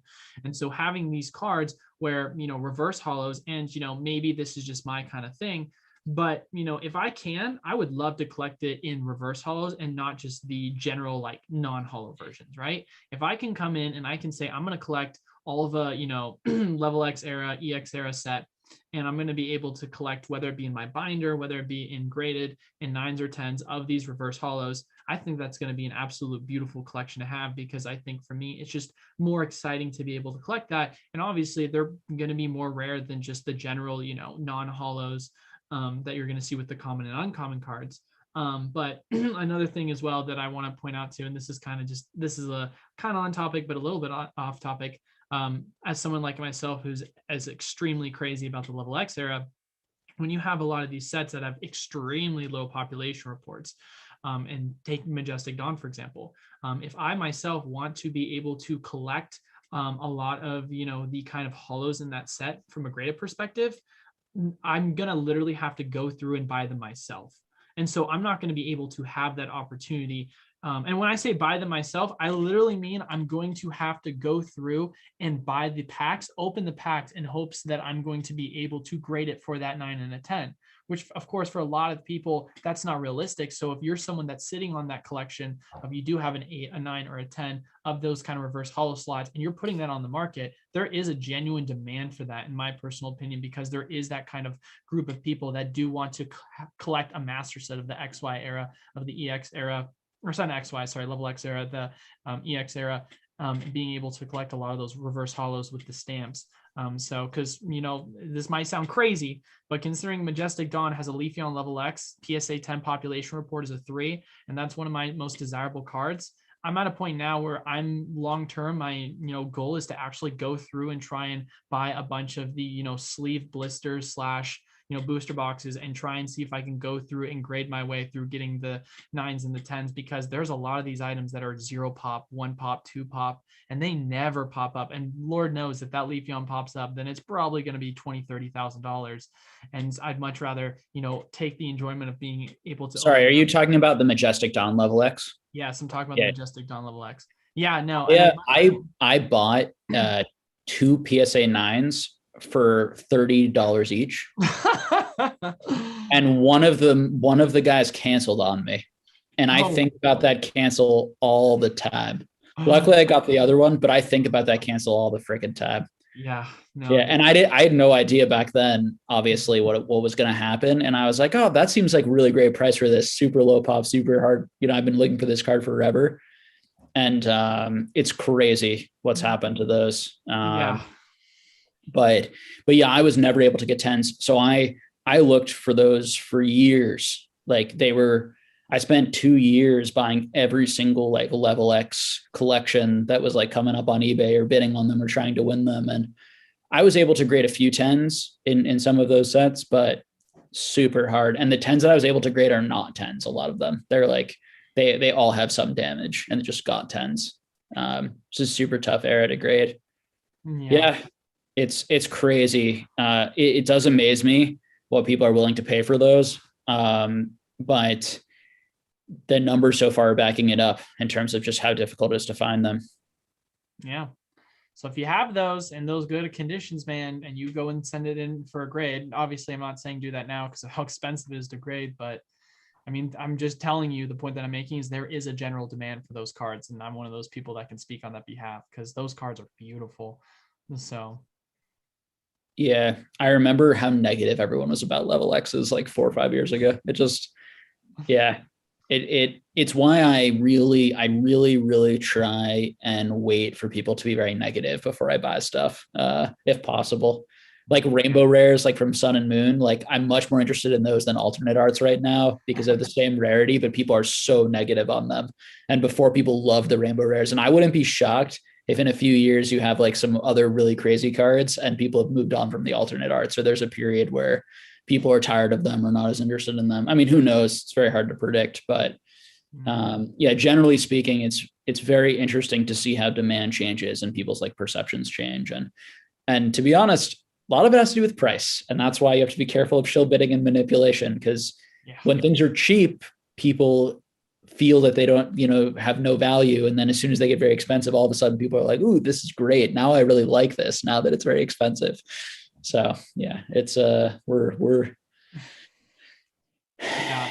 And I think that's one thing that a lot of people really kind of forget. And that's what I always try and remind myself, even though I do find a lot of like, I do resonate a lot with a lot of the current, like, alternate art designs and so on and so forth. But too many people get caught up in their own generation, and they don't see the appreciation that, kids that were our age. I mean, there's a reason why I love level X so much and X or EX era so much. That's the era that I grew up in. Like, my top favorite cards of all time are literally the Gold Star Mew. And then some of the level X cards like the Leafeon and the Glaceon. Like that's the era I grew up in. And some people just did not appreciate that era, but you see the value of the cards, and you saw, of course, scarcity play a large role into that. Now we're not going to see that same level with Ultra Modern, but who's to say that, looking back on it, people are going to say, man, I just don't see why people like these alternate arts, or I don't see why people like these Rainbow GXs, or so on and so forth. But then, 10, 15, 20 years down the line, you're having those kids do the exact same thing that we did when we were kids, and we might not understand it, but they're going to have a different level of resonation because that's nostalgically what they grew up with. And age. Don't underestimate the power of age. When something doesn't feel brand new anymore, it has a totally different vibe to it. Like, and I've seen that first, like X and Y is a great example. Like a lot of those, like that did not like, and now Sun and Moon is starting to feel old for some people. And there's like people calling it vintage and like, these, these types of feelings. So don't underestimate just the perception of value that comes with like a little bit of age, like even a little bit of age. 1000%. And going down to what, we were just talking about Pokemart there. And I could tell you from experience, I'm listening to Pokemart is interesting because he is at the generation that I quit. So for me, I'm just telling you, I started when it came out. I was Magic player, went into Pokemon, and I played all the way and was involved until Level X started. So to me, Level X and EX have really no intrinsic value. I'm not even really looking at Level X. To be honest, I'm just not. Shiny Pokemon, Gold Stars, and the original base set in the first generation. That's what I look for. That's the ones that I love. And that's where I started seeing that that's why I had the advantage with my kid being right there. Him opening the packs made me sit there about 6-7 months ago, realize going, because I didn't like rainbows. To me, rainbows were just, they're bled out card. Why do I have? But he would open it and run across the house with this card to go show his mom because this card is awesome. Look what I found in this pack. And I'm sitting there going, okay, I like the full arts better, but whatever. And then it kind of hit me. I'm just like, you know what? That's 10 years down the road, just like Pokemart. 15 years down the road, looking at Level X, EX, the EX series. It's just all generational. The further you get, and it's just like I said, it's just funny listening to it. It's like you started right where I ended. So it's kind of interesting that you love the Level X's and just the end of the Gold Star with Holland Phantoms. And you know me, I'm just going to pour a little cold water on the notion of like these kids will, and this is not what you're saying, but it's extremely hard to predict demand long term. And although I'm very hopeful that these kids are into this stuff, even a little bit, even somewhat like our generation was, there's so many things competing for these kids' attention. And there's so many video games and franchises and all sorts of things that I don't feel, it's just so hard to predict. It's so hard to know.